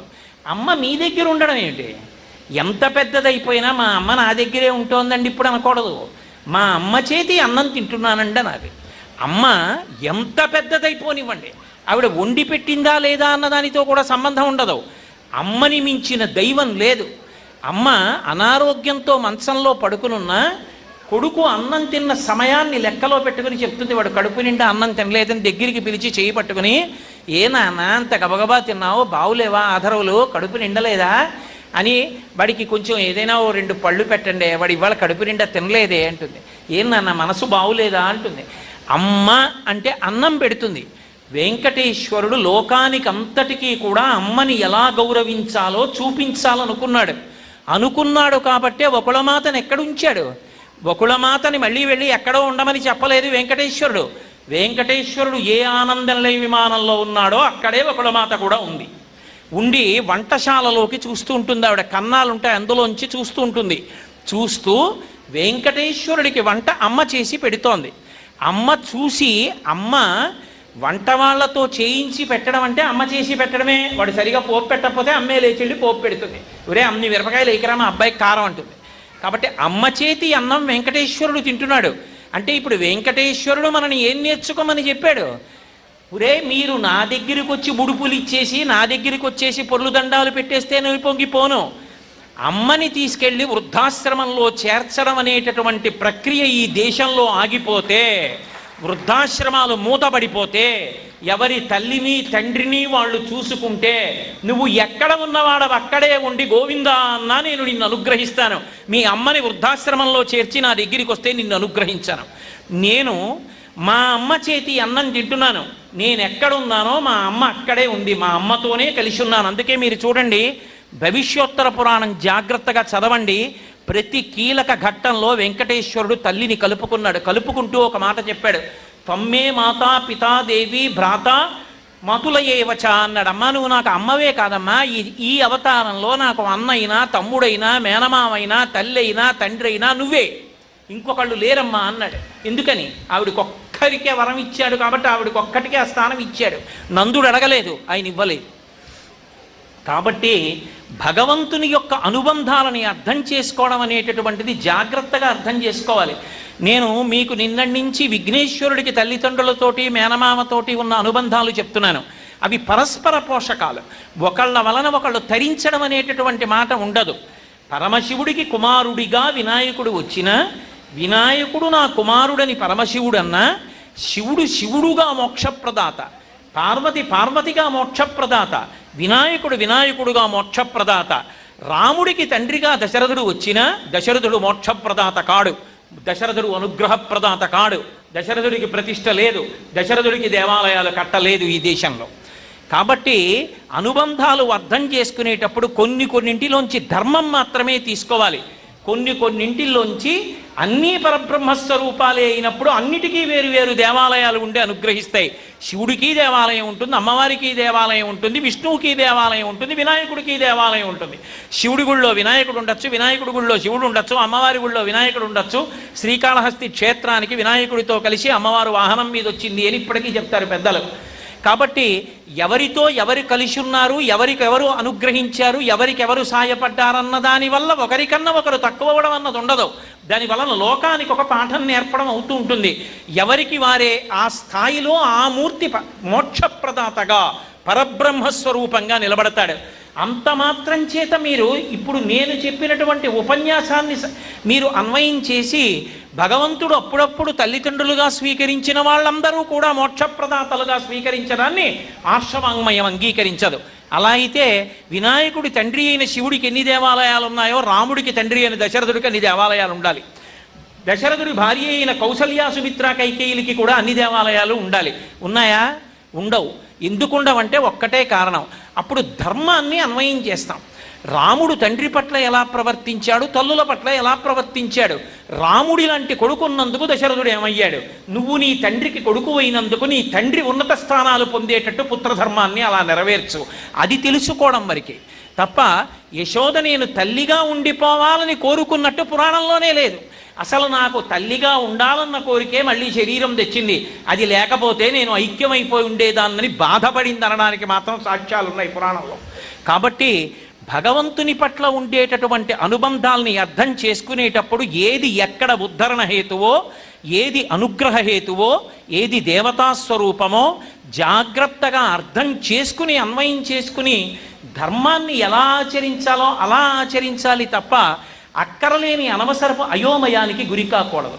కాబట్టి భగవానుడైనటువంటి వినాయకుడికి శ్రీకాంతో మాతులో యస్య జననీ సర్వమంగళ జనక శంకరో దేవ తం వందే కుంజరాననం.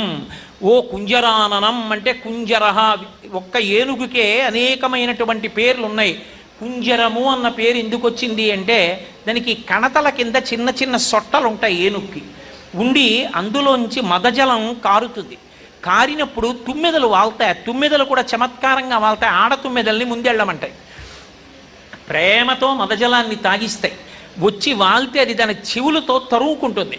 ఆ తరిమినప్పుడు సీతాకోక చిలుకలు మళ్ళీ తుమ్మెదలు లేచిపోతూ ఉంటాయి. అది వినాయకుడి యొక్క విజయం అని చెప్పి దాని మీద అబ్బో ఇన్ని శ్లోకాలు వచ్చాయో లోకంలో. అలా అందమైనటువంటి మదధారలు కారుతూ ఉంటాడు ఆయన. ఆ తమ్మందే కుంజరాననం, ఏనుగు ముఖమున్నవాడా అని కీర్తించారు. ఏనుగు ముఖం ఉంటే ఏమిటి గొప్పతనం? ఏనుగుకి ఒక లక్షణం ఉంటుంది.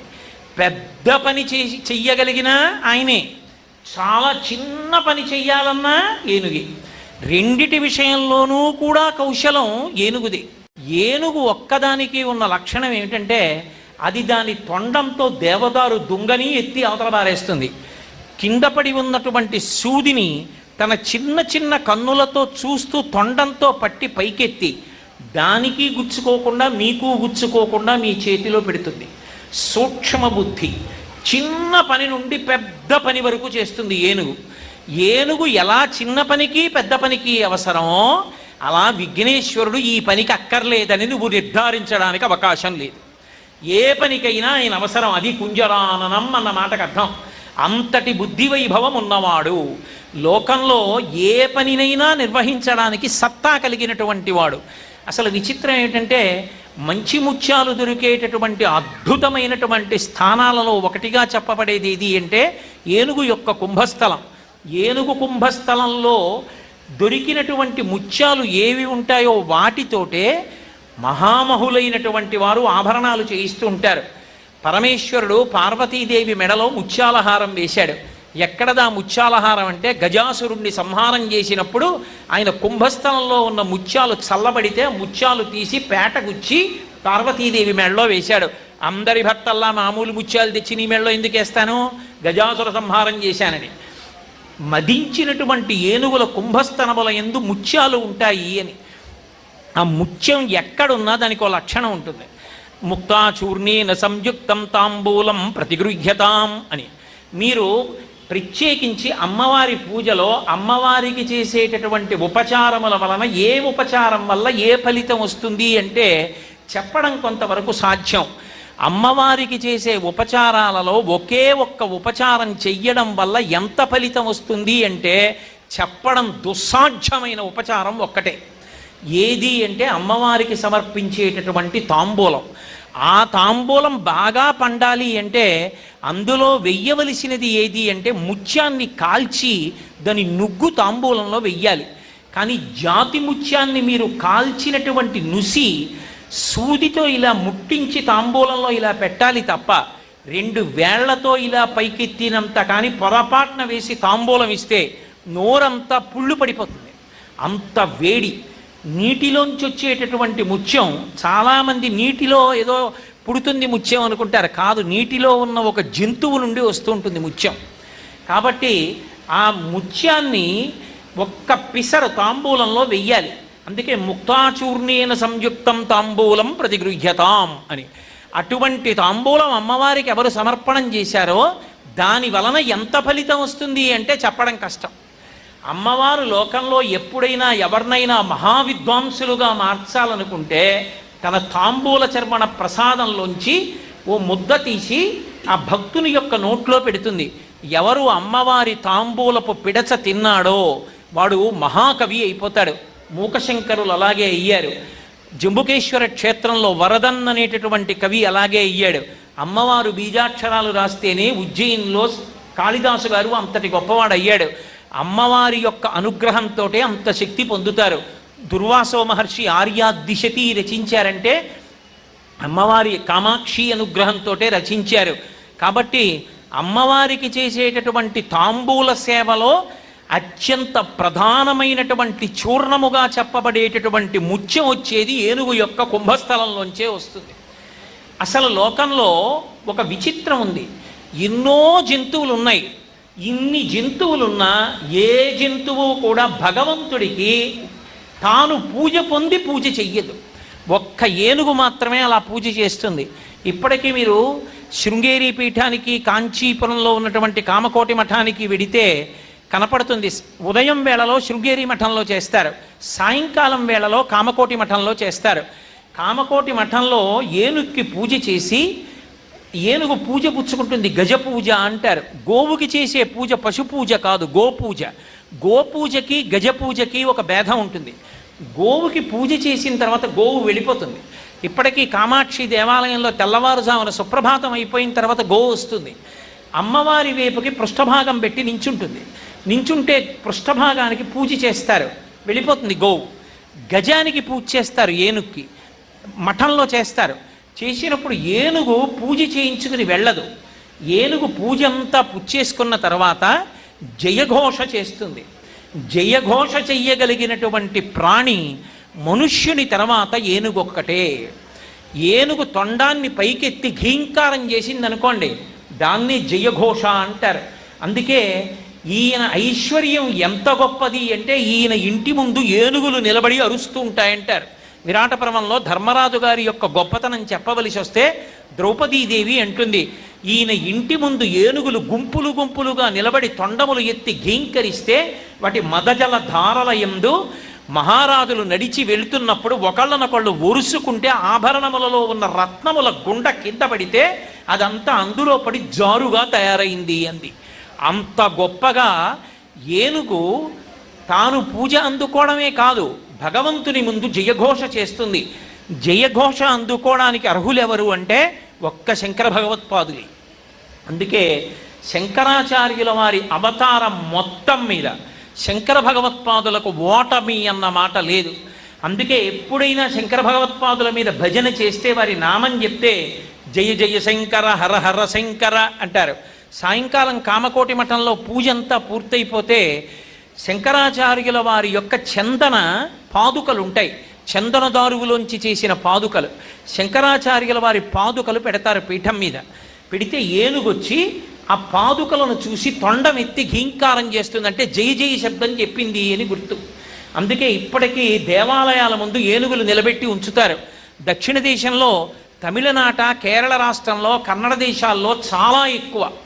మనకి ఆంధ్రదేశంలో ఒక్క తిరుమల లాంటి క్షేత్రాలలో తప్ప పెద్ద పెద్ద దేవాలయాల్లో నిజానికి ఏనుగుల్ని దేవాలయాల ముందు ఉంచేటటువంటి స్థితి మనం చూడట్లేదు. కానీ తమిళనాట చూస్తే ఏ దేవాలయం ముందైనా నిలబడుతుంది. పైగా మీకు జంతువులన్నిటిలోనూ కూడా అది విష్ణువాలయం అయితే ఊర్ధ్వపుండ్రాలు పెట్టుకుని, శివాలయం అయితే విభూతి పుండ్రాలు పెట్టుకుని, అలా పెట్టుకోవడానికి వీలుగా విశాలమైన ముఖముతో కలిగినటువంటి భక్తిని ఆవిష్కరించేటటువంటి ముఖమున్న ప్రాణి ఏనుగు ముఖం ఒక్కటే. మీరు ఎక్కడైనా చూడండి, వైష్ణవ క్షేత్రాల్లో ఎంత పెద్ద పెద్ద ఊర్ధ్వపుండ్రాలు పెట్టుకుంటాయో, శైవ క్షేత్రాలకు వెడితే ఎంత పెద్ద పెద్ద విభూతి పుండ్రాలు పెట్టుకుంటాయో, పెట్టుకుని చక్కగా నిలబడి జయఘోష చేస్తాయి. జయఘోష చేసి ఊరుకోవవి. భగవంతుని మూర్తి ఉంటే భగవన్మూర్తికి, కామకోటి మఠంలో అయితే శంకరాచార్యుల వారి పాదుకలకి అవి చామరాన్ని అందుకుని తమ తొండంతో చామరం వేస్తాయి. అంటే పూజ అందుకుని పూజ చేసేటటువంటి ప్రాణి ఏనుగొక్కటే. గోమాతకి పూజ చేసినా గోమాత తిరిగి పూజ చెయ్యదు. ఎందుకు చెయ్యదంటే గోపూజ పరదేవతా పూజ, గజ పూజ జంతు పూజ. అందుకే గజం పూజ చేసి పూజ పొంది తిరిగి మళ్ళీ పూజ చేస్తుంది. ఏనుక్కి పూజ అంటే పళ్ళు తీసుకెళ్ళి పెడతారు, చక్కగా పళ్ళు అందుకుని నోట్లో పెట్టుకుని తింటుంది. అందుకని తను తిని ఊరుకోదు, జయఘోష చేస్తుంది. ఆ తరువాత అది అందిస్తుంది, చామరం వేసి భగవానుడికి సేవ చేస్తుంది. అంతేకాదు, మహావీరుడైనటువంటి వాడు అని నిర్ణయించడానికి సాముద్రికంలో ఆయన యొక్క నడకని ప్రమాణంగా తీసుకుంటారు. ఆ నడక అంత గొప్ప నడక అని చెప్పవలసి వస్తే ఏనుగు యొక్క నడకతోటే పోలుస్తారు. అందుకే ఆయన నడక గజగతి అంటారు.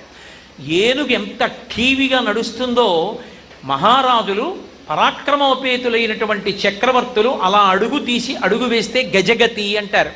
సాధారణంగా ఆడదాని నడకతో పోల్చడానికి అవకాశం ఉన్న నడక ఉన్నటువంటి ప్రాణి యొక్క నడకని ఇక మళ్ళీ మగవాడి నడకతో పోల్చరు. హంసగమనము అన్నాను అనుకోండి, హంస నడక అన్నాను అనుకోండి, ఆడదానికే పోలుస్తారు. ఏనుగు నడక మహావీరుడైనటువంటి వాడి నడకకి పోలుస్తారు గజగతి అని. అలాగే అందంగా నడవగలిగినటువంటి ఆడవాళ్ళ నడకకి కూడా గజగామిని అంటారు. ఏనుగులా నడుస్తోందండి ఆవిడ అంటారు. అందమైన నడక అని చెప్పవలసి వస్తే స్త్రీ పురుషుల ఇద్దరి విషయంలో అన్వయం అయ్యేది ఏనుగు యొక్క నడక ఒక్కటే. అంత గొప్ప నడక కలిగినది. 5 లక్ష్మీ స్థానాల్లో ఒక లక్ష్మీ స్థానం ఏనుగు యొక్క కుంభస్థలం. అందుకే ఏనుగు ముఖం వంక చూస్తే చాలు లక్ష్మీ కటాక్షం వస్తుంది, అలక్ష్మి తొలగిపోతుంది. అందుకని తమ్వందే కుంజరాననం. అందుకు ఏనుగు ముఖంతో ఉన్నాడు. ఏదో చేతకాక సరదాగా ఏనుగు ముఖం పెట్టుకున్నవాడు కాడు. గజముఖాసుర సంహారం జరగాలంటే ఏనుగు ముఖంతో ఉండాలి. అందుకని ఏనుగు ముఖంతో ఉన్నాడు. గజ అంటే జ అంటే జన్మకు, గా అంటే గతిని నేర్పేవాడు కాబట్టి గజముఖంతో ఉన్నాడు. గజ అటు ఇటు వేంటి జగ, ఈ జగత్తు అంతా కూడా నేనే ఉండి ఈ సమస్త భూతములుగా ప్రకటనమయ్యానని చెప్పడానికి గజముఖంతో ఉన్నాడు. కాదు కాదు, ఏనుగొక్కదానికే ఒక లక్షణం ఉంది. మహావీరుడైనటువంటి వాడికి ఎప్పుడైనా గొప్ప సత్కారం ఏమి అంటే ఆ ఏనుగు మీద కూర్చోపెడతారు. అసలు మామూలుగా మీరు అడగక్కర్లేదు, అడగకుండానే అలా కోరుకుంటారు ప్రజలు. శ్రీరామాయణంలో అయోధ్యకాండలో దశరథ మహారాజు గారు అడిగాడు, చైత్ర శ్రీమాన్ ఇయమ్మాస పుణ్య పుష్పితకానన యవ్వరాజ్యాయ రామస్య సర్వం మే ఉపకల్ప్యతాం అన్నాడు. నేను చైత్రమాసం ఇది శుభప్రదమైంది, అరణ్యాలన్నీ పుష్పించి ఉంటాయి, రాముడికి యవ్వరాజ్య పట్టాభిషేకం చేద్దాం అనుకుంటున్నాను, ఏమిటి మీ అభిప్రాయం అని అడిగాడు ప్రజల్ని. వాళ్ళు కేవలం పట్టాభిషేకం చెయ్యమని ఊరుకోలేదు. వాళ్ళన్నారు, మాకు ఎటువంటి రాముణ్ణి చూడాలనుందో తెలుసా, ఇచ్చామోహి మహాబాహుం రఘువీరం మహాబలం, మహాబలవంతుడైనటువంటి రఘువీరుడైనటువంటి రాముణ్ణి మేము ఎలా చూడాలనుకుంటున్నామంటే గజేన మహతాయాంతం రామంఛత్రవృతాననం, ఆ ఏనుగు యొక్క కుంభస్థలం మీద కూర్చుని వస్తున్న రాముణ్ణి మాకు చూడాలనుంది. అంటే ఏనుగు యొక్క కుంభస్థలం మీద కూర్చుని వస్తున్న రాముడంటే యవ్వరాజ్య పట్టాభిషేకం పొంది యువరాజుగా వస్తున్న రాముడిగా, చక్రవర్తిగా వస్తున్న రాముడిగా, మాకు పరిపాలకుడైన రాముడిగా మాకు చూడాలనుంది. రాముడి చేత పరిపాలింపబడిన రాజ్యం రామరాజ్యం. రామరాజ్యం అంటే రాముడు ఏదో కొత్త సిద్ధాంతాలు పెట్టాడని కాదు దాని అర్థం. రాముడు శాస్త్రాన్ని దృష్టిలో పెట్టుకుని శాస్త్రం ఎలా చెప్పిందో అలా పరిపాలించాడు. అటువంటి రాముణ్ణి ఎలా చూడాలని ప్రజలు కోరుకుంటారంటే ఏనుగు మీద కూర్చుని రాముడు వస్తుండగా చూడాలని ప్రజలు కోరుకున్నారు. అందుకే మా చిన్నతనంలో కూడా పాట పాడుతుండేవారు. చిన్నపిల్లల్ని కూర్చోపెట్టి పాట నేర్పుతుండేవారు. ఏనుగు ఏనుగు నల్లానా, ఏనుగు దంతం తెల్లానా, ఏనుగు మీద రాముడు ఎంతో చక్కని దేవుడు అంటే మేమందరం ఆ పాట పాడి తప్పట్లు కొట్టి మురిసిపోయేవాళ్ళం. అంటే ఏమిటి, ఆ ఏనుగు మీద వస్తున్నటువంటి రాముణ్ణి మానసిక దర్శనం చేయించి, ఒరే ఆ రామనామం రామకథ రాముడు నీకు ఆదర్శమై నీ జీవితం ధార్మికంగా ఉండాలని, ఏనుగు మీద వస్తున్న రాముడు నీకు ప్రభువు కావాలి, నువ్వు ఆయన చేత పరిపాలింపబడేవాడివి కావాలని మేము కోరుకోవాలని చిన్నపిల్లల చేత అలా పాడించేవారు. ఏనుగుకి అన్ని విశిష్టమైనటువంటి లక్షణాలు. అంతేకాదు, ఏనుగుకొక్కదానికే ఒక గొప్పతనం ఉంది. లోకంలో మీరు ఏ ప్రాణినైనా తీసుకోండి, దాని వెంట్రుక అసలు హీయమైనది. ఎవరైనా పెద్దలు భోజనం చేస్తున్నప్పుడు అందులో వెంట్రుక వస్తే ఉత్తరక్షణం ఉత్తరాపోసనం బట్టి లేచిపోవాలి. పూజ చేస్తుండగా వెంట్రుక కనపడితే దాన్ని ముట్టుకుని తీస్తే మళ్ళీ స్నానం చేసి వస్తే కానీ పూజ చేయకూడదు. వెంట్రుక పరమ దూష్యం. వెంట్రుకంత దూష్యమైన పదార్థం ఇంకొకటి లేదు. వెంట్రుక తర్వాత మళ్ళీ అంత దూష్యమైన పదార్థం గోరు. కానీ లోకంలో రెండే 2 జంతువులు ఉన్నాయి. ఒకటి వెంట్రుక గొప్పది, ఒకటి గోరు గొప్పది. వెంట్రుక గొప్పదైన ప్రాణి ఏనుగు, గోరు గొప్పదైన ప్రాణి పెద్ద పులి. అందుకే మీరు ఇప్పటికీ గురువాయూరులో ఉన్న బాలకృష్ణుడిని చూస్తే పులిగోరు మెళ్ళో వేసుకుని పిల్ల జమీందారు అని ఉంటాడు. తాతగారు మనవడు పుట్టి వంశాభివృద్ధి అయింది, నాకు మనవడు పుట్టాడంటే తాతగారు పరమ సంతోషంతో చేయించే కానుక ఏమిటంటే పులిగోరు ఉన్న బంగారు గొలుసు చేయిస్తాడు. ఎందుకంటే పులిగోరు మెళ్ళో ఉంటే అది రక్షణ, ఆ దుష్టమైనటువంటి గ్రహముల యొక్క చూపుని విరుస్తుంది. మళ్ళీ అటువంటి శక్తి కలిగినది ఏది అంటే ఏనుగు. ఏనుగు యొక్క వెంట్రుక తీసి ఉంగరంలో చుట్టుకుని ఆ ఉంగరాన్ని చేతికి పెట్టుకుంటారు. పెట్టుకుంటే ఆ ఉంగరం ఏం చేస్తుందంటే ఏనుగు వెంట్రుక ఉంగరంలో ఉన్నంతసేపు దృష్టి దోషాన్ని విరిచేస్తుంది. అలాగే దుష్టమైనటువంటి గ్రహముల యొక్క చూపు పడితే ఆ చూపుని విరుస్తుంది. అది ఏనుగు శరీరం నుంచి తీసేసిన బంగారానికి చుట్టి పెట్టుకున్న బంగారంలో ఉన్నటువంటి రాతికి కింద చుట్టి పెట్టి కనపడకుండా పెట్టుకున్నా దానికి దృష్టి దోషాన్ని నివారణ చేసే శక్తి ఉంది. అటువంటి ప్రాణి ఏనుగొక్కటే. ఎన్నో విచిత్రములు కలిగినటువంటి ప్రాణి ఏనుగొక్కటే. అంత బుద్ధి వైభవము కలిగినటువంటి ప్రాణి ఈ లోకం మొత్తం మీద ఏనుగొక్కటే. అంత క్రమశిక్షణ కలిగిన ప్రాణి. ఇవన్నీ ఒకెత్తైతే ఏనుగు యొక్క గొప్పతనానికి చెప్పడానికి కారణం ఒకెత్తు. లోకంలో బలం ఏమైనా చెప్పవలసి వచ్చిందనుకోండి, ఏనుగంత బలం అండి వాడికి అంటారు. భీముడి బలం చెప్పవలసి వచ్చిందనుకోండి, ఎన్ని ఏనుగుల బలం అన్నదంతో చెప్తారు. 1000 ఏనుగుల బలం ఉన్నవాళ్ళు, 10,000 ఏనుగుల బలం ఉన్నవాళ్ళు, 1,00,000 ఏనుగుల బలం ఉన్నవాళ్ళని హనుమ రామాయణంలో సుందరకాండలో చెప్తారు. వచ్చే సుగ్రీవ సైన్యం యొక్క బలం గురించి చెప్పవలసి వస్తే ఏనుగు యొక్క బలంతో చెప్తారు. ఇంత బలాన్ని పొందేటటువంటి ఏనుగు ఏం తింటుంది అంటే పరమసాత్వికమైనటువంటి కేవలం శాకాహారాన్ని మాత్రమే తింటుంది. అసలు తన జీవితం మొత్తం మీద మాంసం అన్నది ముట్టుకోదు ఏనుగు. ముట్టుకోకుండా సాత్వికమైనటువంటి శాకాహారం తింటుంది. తన జీవితం మొత్తం మీద శాకాహారం ముట్టుకోదు సింహం. గ్రాసము లేక సృక్కినను జీర్ణతృణంబు మేయునే అని గడ్డి పరక కూడా ముట్టుకోదు ఏనుగు సింహం. అటువంటి సింహానికి ఎవరి మాంసం ఇష్టం అంటే ఏనుగు కుంభస్థలంలో ఉన్న మాంసమే సింహానికి ఇష్టం. అంటే పుట్టినప్పటి నుంచి శాకాహారం తిని బతికినటువంటి ప్రాణి మాంసం మాంసాహారికి ఇష్టం. అసలు లోకంలో బలం ఎక్కడి నుంచి వస్తుంది, బుద్ధి ఎక్కడి నుంచి వస్తుంది అంటే శాకాహారంలోంచేని తీర్పు చెప్పిన ప్రాణి, లోకంలో సమతౌల్యాన్ని పాటించి అహింసని ప్రబోధం చేసిన ప్రాణి, నీ తోటి ప్రాణిని చంపి తినకురా అని ప్రబోధం చేసిన ప్రాణి ఏనుగొక్కటే. కాబట్టి అది శాకాహారమే తింటుంది. శాకాహారం తిని అంత బుద్ధి వైభవాన్ని పొందుతుంది. ఎన్ని విశేషాలు! అసలు ఆ ఏనుగే లోకంలో ఎన్నో అద్భుతాలను సృష్టించింది. అసలు భాగవతం మొత్తం మీద నిత్యపారాయణ యోగ్యత కలిగేటట్టుగా శరణాగతి చేసి శ్రీ మహావిష్ణువుని భూమి మీదకి తీసుకొచ్చింది ఏనుగే. అందుకే భాగవతంలో ఎన్నో స్కంధాలలో ఎన్నో కథలు తెలియని వాళ్ళు ఉంటారు. రంతిదేవుడి కథ తెలుసా అంటే తెలియకపోవచ్చు, ధ్రువోపాఖ్యానం తెలుసా అంటే తెలియకపోవచ్చు, దక్షయజ్ఞం తెలుసా అంటే తెలియదండి అనేవాళ్ళు ఉండొచ్చు, సుయజ్ఞోపాఖ్యానం తెలుసా అంటే తెలియదనొచ్చు, గజేంద్ర మోక్షణం తెలుసా అంటే నాకు తెలియదండి అని ఎవరనరు. ఇంతమంది భాగవతుల కథలు తెలియవేమో కానీ ఒక ఏనుగు యొక్క కథ మాత్రం అందరికీ తెలుసు. ఏనుగు వాహనంగా భగవంతుణ్ణి మోస్తుంది, తన మీద పెట్టుకొని ఎవ్వరూ లేకపోయినా సరే పరమక్రమశిక్షణగా భగవన్మూర్తి ఒరగకుండా తీసుకెడుతుంది. తీసుకెళ్ళడమే కాదు, ఏనుగుకొక్కదానికే ఒక లక్షణం ఉంటుంది. తన ప్రాణం పోయే వరకు యజమానిని కాపాడుకుంటుంది. ఆ లక్షణం ఉన్నది ఏనుగొక్కటే. అందుకే చక్రవర్తులందరూ ఏనుగు మీద కూర్చుని యుద్ధం చేస్తారు.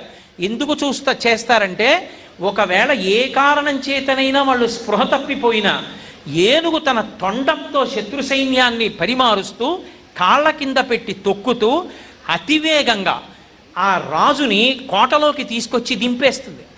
మన దేశంలోనే మహానుభావుడు రాజపుత్రుల్లో మహావీరుడైనటువంటి రాణా ప్రతాప్ సింగ్ ఒకానొకప్పుడు మహమ్మదీయ సైన్యంతో యుద్ధం చేస్తున్నప్పుడు స్పృహ తప్పి ఒరిగిపోయాడు. ఒరిగిపోతే ఆయన్ని వెనక్కి తీసుకొచ్చినటువంటి ప్రాణి ఒక గుర్రం. ఏనుగు తేవడం తేలిక, ఇంకా పైన అంబారీ ఉంటుంది. గుర్రం తేవడం మరీ కష్టం, జారిపోతాడు. గుర్రం తన మీద పడిపోయిన రాణా ప్రతాప్ సింగ్ కింద పడిపోకుండా కాసుకుంటూ దౌడు తీసి అంతఃపురానికి తీసుకొచ్చింది. రాణా ప్రతాప్ సింగ్కి ప్రాణభిక్ష పెట్టిన గుర్రం చేతక్ కనుక ఆ చేతక్లా అది ఎక్కిన వాడిని కాపాడుతుందని చెప్పడానికి బజాజ్ కంపెనీ వాళ్ళు ఆ పేరు దత్తత తీసుకుని చేతక్ అని కొన్నాళ్ళు స్కూటర్లు పెట్టారు. ఈ దేశంలో అంత గొప్ప ప్రఖ్యాతి పొందినటువంటి వాటిల్లో గుర్రాలు, ఏనుగులు ఉన్నాయి. అందుకే అశ్వపూజ, గజపూజ, గోపూజ పూజలు ఉన్నాయి. భగవంతుణ్ణి తీసుకొచ్చి నిలబెట్టి ఆ శరణాగతి ప్రతిరోజు ఉదయం పారాయణ చేసుకునే యోగ్యంగా తీసుకొచ్చిన ప్రాణి ఏనుగొక్కటే గజేంద్ర మోక్షణంలో. గజేంద్ర మోక్షణంలో ఒక్క పద్యం కూడా రాని వాళ్ళు లోకంలో ఎక్కడ ఉండరు. అంత గొప్ప ప్రాణి ఏనుగు. అసలు ఏనుగు దాని వైభవము అని ఒక ఉపన్యాసం చెప్పమంటే కొన్ని నెలలు చెప్పవలసి ఉంటుంది. అంత గొప్ప ప్రాణి. ఇన్ని గొప్పతనాలు ఉన్నటువంటి ప్రాణి తన కొరకు అని తాను చేసుకునేది కన్నా లోకం కోసం అది చేసేటటువంటి ఉపకారాలు అనితర సాధ్యమైనవై ఉంటాయి. శరీరానికి బలమన్నా ఏనుగే, బుద్ధిశక్తి అన్నా ఏనుగే, క్రమశిక్షణ అన్నా ఏనుగే. క్రమశిక్షణ అంటే ఇంకా ఎటువంటి క్రమశిక్షణ అంటే ఏనుగుది. మీరు అరుణాచలం లాంటి క్షేత్రాలకి వెంకటాచలానికి వెళ్ళి చూడండి, ఏనుగు కదలకుండా ఉండలేదు. దాని తొండం ఊపుతూ ఉంటుంది, కాళ్ళు కదుపుతూ ఉంటుంది అటు ఇటు, ఆ పొట్ట ఊపుతూ ఉంటుంది. మామటివాడు సన్నగా ఉంటాడు, ఆ తీసుకొచ్చి అంకుశాన్ని దాన్ని ముందరి కాళ్ళ ముందు పెడతాడు, పెట్టి తాను కూర్చుంటాడు పక్కన. కూర్చుంటే దానికి ఎంత క్రమశిక్షణ అంటే అది కాలిలా పైకెత్తుతుంది, వెనక్కిలా ఆడిస్తుంది తప్ప ముందుకి మాత్రం వెయ్యదంటే అంకుశం పెట్టాడంటే దాటద్దని గుర్తు, వెళ్ళదిగా వెనక్కి ఊపుతుంది. మీరు ఎప్పుడైనా చూడండి వెంకటాచలం అరుణాచలం లాంటి క్షేత్రాల్లో తిరుత్తని వెనక్కి ఊపుతుంది తప్ప ఇక ముందుకు వెయ్యదు. ఒక్కసారి కట్టడం అలవాటు చేస్తే ఏ ప్రాణికైనా మళ్ళీ దాన్ని కట్టాలంటే మీరు మళ్ళీ పరిగెత్తికెళ్ళి దాన్ని పట్టుకు తీసుకొస్తుండాలి, అప్పుడప్పుడు పారిపోతాయి కట్టిప్పగానే. ఒక్క ఏనుగు మాత్రం కట్టు విప్పేసినా సరే తన శాలలోకి తాను వెళ్ళిపోతే ఆ ఏనుగు ఇనప గొలుసుని మామటి ఎత్తి కాలుకి కట్టడం కష్టమని, బరువుగా ఉంటుందని తన కాలు తాను ముందుకు చాపి ఇనప గొలుసునెత్తి మామటి చేతికిచ్చి కట్టేయమంటుంది. తనని కట్టడానికి తానే గొలుసు అందిస్తుంది. భగవంతుడు మన చేత కట్టబడడానికి మనకి భక్తి పాశాలు అందించినట్టు ఏనుగు తనని కట్టే గొలుసు తానే అందించేసి అంకుశాన్ని దాటకుండా నిలబడుతుంది. క్రమశిక్షణ అన్న మాటకు మారు పేరు ఎవరంటే వినాయకుడు. ఈ దేశంలో క్రమశిక్షణ రావాలంటే వినాయకుడు యొక్క ఉపాసన జరుగుతూనే ఉండాలి. 10 మందిని క్యూలో నించోండ్రా అంటే నించోరు, వెనకవాడిని ముందువాడు దాటి వచ్చేస్తుంటాడు. ప్రతి చోట వినాయక విగ్రహాలు పెట్టి వాడలా ఇప్పటికే ఎటు చూసినా వినాయక నవరాత్రులు వస్తే వీధికి 4 పందిళ్ళు కనబడుతున్నాయి. వీధికి 50 పందిళ్ళు వచ్చే రోజులు రావాలి. వచ్చి వినాయక నవరాత్రి ఉత్సవాలు ఎంత బాగా జరిగితే, విఘ్నేశ్వరుణ్ణి ఎంత ఆరాధనా భావంతో మనం కొలిస్తే, పిల్లల దగ్గర నుంచి వృద్ధుల వరకు వినాయకుడికి నమస్కారం చెయ్యకుండా ఏ పని చెయ్యకుండా అలవాటు చేసుకున్ననాడు తమ్మందే కుంజరాననం. ఒక్క నమస్కారం చేస్తే చాలు, ఆయనకి ఇది ఇవ్వాలని లేదు, నమస్కారం అంటే ఇలా అంటే చాలు. ఈశ్వర 5 జ్ఞానేంద్రియాల్ని 5 కర్మేంద్రియాల్ని 11వదైన బుద్ధి స్థానాన్ని 11ంటిని మీ పాదముల దగ్గర సమర్పిస్తున్నాను అని ఒక్కసారి భంగిమ పెడితే చాలు, నేనున్నాను అని ఆదుకుంటాడు. అంతటి మహామూర్తి. అందుకే నీటిలో కొట్టుకుపోయే ప్రాణుల్ని కూడా ఏనుగే రక్షిస్తూ ఉంటుంది. ఏనుగు యొక్క క్రమశిక్షణ మీరు ఎప్పుడైనా చూశారో లేదో, ఎప్పుడైనా మావటి వాళ్ళని అడిగి చూడండి, చెప్తారు. ఏనుగు వెనక నుంచి వస్తోంది అనుకోండి, మీరు చూసుకోకుండా నిలబడ్డారనుకోండి, ఏనుగుకో లక్షణం ఉంటుంది. క్రమశిక్షణకి మారు పేరై అది కాలు పెట్టి తొక్కదు. దానికి తెలుసు తన కాలుతో తొక్కితే ఇంకా అవతలవాడి కాలు పనికిరాదని. తొండంతో తోస్తే ముందుకు పడిపోతాడని తెలుసు. అది చక్కగా చుట్ట పెట్టి ఎత్తి పక్కన దింపి వెళ్ళిపోతుంది. మీరు ఎన్నో చోట్ల చూడండి, ఏనుగుకి క్రమశిక్షణే కాదు, ఏనుగు చిలిపితనం కూడా అంత అందంగా ఉంటుంది. అసలు చిలిపితనం అంటే పిల్లల చిలిపితనం అంతా మీకు ఏనుగులోనే కనపడుతుంది. శృంగేరిలో నేను ఒకసారి చూశాను, ఆడవాళ్ళు పువ్వులు పెట్టుకుని వెళ్ళిపోతుంటే చటుక్కున చమత్కారంగా ఇలా వెళ్ళిపోనిచ్చి అక్కడ దాకా వెళ్ళాక ఇటు తిరిగి ఇలా పువ్వులు తీసేస్తుంది, కప్పులోంచి తీసి తన కుంభస్థలం మీద వేసుకుంటుంది. ఎన్ని చిలిపితనాలతో చేస్తుంటుందో, ఎంత చమత్కారంగా ఉంటుందో. అసలు ఈ దేవతాతత్వాల్ని చెప్పాలంటే ఏనుగునే అడ్డుపెట్టి చెప్తారు. కరిమింగిన వెలగపండు ధరణిని సుమతి అని. ఏనుగు వెలగపండు కానీ మింగిందా ఇక మళ్ళీ వెలగపండే బయటకు వచ్చేస్తుంది. తిన్నప్పుడు ఏ వెలగపండు తిందో బయటికి విడిచిపెట్టేసినప్పుడు అదే వెలగపండు. కానీ వదిలిపెట్టిన వెలగపండు విప్పి చూస్తే లోపలే ఉండదు, పైన డొప్పలాగే ఉంటుంది, గుజ్జు తినేస్తుంది. లక్ష్మి భగవంతుడు ఐశ్వర్యాన్ని ఇచ్చినా అలాగే ఇస్తాడు, తీసేసినా అలాగే తీసేస్తాడని చెప్పాలంటే ఉపమానం ఏనుగు తిన్న వెలగపండు ఒకటే. ఇంకా చమత్కారం ఏంటంటే చాలా పెద్ద పెద్ద వ్రతాలు ఏమైనా చేయవలసి వచ్చిందనుకోండి, అప్పుడు గోమయంతో పాటుగా ఏనుగు లద్దె తీసుకొచ్చి అలుకుతారు. అందుకే ఇప్పటికీ తిరుమలలో గజశాల దగ్గరికి వెళ్ళి కొంచెం ఏనుగు లద్దిస్తారేంటని ఓ చిన్న పొట్లం కట్టుకు తెచ్చుకుంటూ ఉంటారు. ఎందుకని అడగండి. మా ఇంట్లో లక్షవత్తుల నోమండి, ఆ ప్రాంగణాన్ని ఏనుగు లద్దెతో అలకాలంటారు. పెద్ద పెద్ద నోములు పెద్ద పెద్ద వ్రతాలు చూస్తే ఏనుగు లద్దెతో అలుకుతారు, అలికితే పవిత్రం అవుతుంది. అంత గొప్ప ప్రాణి. అసలు ఒక ఏనుగులో ఎన్ని విశేషణాలు ఉంటాయో. ఇన్ని విశేషణాలు ఒక సామాన్యమైన ఏనుగులో ఉంటే ఆ ఏనుగు తెచ్చి నీ ఇంటి ముందు పెట్టుకోగలవా? ఏనుగున్న చోటికి రోజు వెళ్ళగలవా? అక్కర్లేదురా, నీ ఇంటికి నేనే వస్తున్నానని విఘ్నేశ్వరమూర్తి అయ్యి వచ్చాడు. ఏమండి మా ఇంట్లో ఫోటో ఆ గదిలో ఉండిపోయిందండి, ఎలా అంటావేమోరా? ధ్యానం చెయ్యి. శుక్లాంబరధరం విష్ణుమ్మను అగజానన పద్మార్కమ్మను, చాలు నిన్ను అనుగ్రహిస్తాను. అది కూడా కాదంటావా? ఇంత పసుపు తీసి ఇలాను. పూజామందిరం అంటే పసుపు లేకుండా ఉండదు. పసుపే లక్ష్మి, లక్ష్మియే పసుపు మంగళద్రవ్యం. ఇలా నీళ్లు రాసి నొక్కి బొట్టు పెడితే విఘ్నేశ్వరుడు అయిపోతాడు.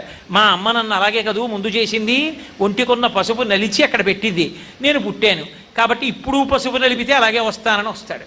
కాబట్టి ఆయనంత సులభుడు లోకంలో లేడు. ఆఖరికి విఘ్నేశ్వరుడిలో ఉన్న గొప్పతనం ఏంటంటే పిండితో ముద్ద చేస్తే వస్తాడు. చలివిడి ఆయనకి నైవేద్యం పెడతారు, అదే చలివిడి ఇంత ముద్ద అక్కడ పెట్టి బొట్టు పెడితే విఘ్నేశ్వరుడు ఆవాహనం అవుతాడు. పైగా తెల్లగా ఉంటాడు కాబట్టి శుక్లాంబరధరం విష్ణుం శశివర్ణం, చంద్రుడి కాంతితో ఉంటాడు. చలివిడితో చేసినటువంటి విఘ్నేశ్వరుడు బాగుంటాడు కూడా శ్లోకం చెప్పుకోవడానికి. కాబట్టి ఎంతో అందంగా ఉంటాడు. ఇన్ని వైభవాలు కలిగినటువంటి విఘ్నేశ్వరుడి అనుగ్రహం పొందడానికి మనమంటూ చెయ్యవలసింది ఏమీ లేదు, ఒక్క నమస్కారం చేయడమే. ఎప్పుడో ఏడాదికి 9 రోజులు మాత్రమే చేసి మరిచిపోవడం కాదు. ఆ విఘ్నేశ్వరుణ్ణి మనసులో ఉంచుకుని ప్రతిరోజు ఆయనకొక్క నమస్కారం చేస్తే మహానుభావుడు మనకి ఉన్నటువంటి ఛిద్రములన్నీ తీసేస్తాడు. ఎందుకు ఆవిర్భవించాడో తెలుసా? భాద్రపద శుక్లపక్ష సవితి నాడు. ఏం చేతకాని వాడే ఈ తిథి నాడు రాలేదు ఆయన. దీనికి ముందంతా వర్షాలు పడతాయి. వర్షాలు పడితే అరణ్యం అంతా చెట్లు తీగలు పెరిగిపోతాయి. కుందేళ్ళు, జింకలు ఇలాంటివన్నీ అలా పడుకుని ఉంటాయి. ఎందుకంటే వెళ్ళడానికి చోటు లేదు, తీగలు అల్లుకుపోయి దారి లేక కూర్చుంటాయి. ఎవరు రావాలని కోరుకుంటాయంటే ఏనుగు రావాలని కోరుకుంటాయి. ఏనుగు ఏం చేస్తుందంటే ఇప్పుడు అవన్నీ ఏం కొరకడం తినడం చేయదు, ఏనుగు వెళ్ళిపోతుందంతే. ఏనుగు ముందు వెళ్ళిపోయింది అనుకోండి, దాని శరీరం వెళ్ళిపోతుంటే తీగలు, చిన్న చిన్న చెట్లు అన్నీ తొక్కేస్తుంది, ముళ్ళు తొక్కేస్తుంది, పట విరిచేస్తుంది, దోవ చేసేస్తుంది. ఏనుగెళ్ళిన ద్రోవలో జింకలు, లేళ్ళు, కుందేళ్ళు, చెవులు పిల్లులు పరిగెత్తుకెళ్ళి దుంపలు, ఆకులు అన్నీ తింటాయి. ఏమీ అక్కర్లేదు, ఏనుగు ముందెడితే తీగలు తెగిపోయినట్టే. విఘ్నేశ్వరుడు ముందు పెట్టుకుంటే సంకటాలన్నీ తొలగిపోతాయి, సిద్ధులు కలుగుతాయి. ఇది చెప్పడానికే భాద్రపద శుక్ల సవితి నాడు విఘ్నేశ్వరుడు యొక్క వ్రతం చేయమన్నారు. అంతటి మహానుభావుడు. నేను ఏం చెప్పను, ఇలా చెప్తూ పోతే అదేం అయ్యేదా ఏమి?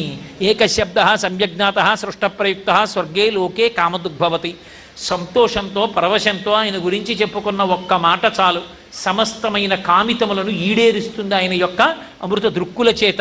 మంగళాశాసనపరై మదాచార్య పురోగమై సర్వైశ్చ పూర్వైరాచార్యై సత్కృతాయాస్తు మంగళం. మంగళం కోసలేంద్రాయ మహనీయ గుణాత్మనే చక్రవర్తి తనూజాయ సర్వభౌమాయ మంగళం. ఉమాకాంతాయ కాంతాయ కామితార్థప్రదాయినే శ్రీగిరీశాయ దేవాయ మలినాథాయ మంగళం. సర్వం శ్రీ ఉమామహేశ్వర పరబ్రహ్మార్పణమస్తు. స్వస్తి.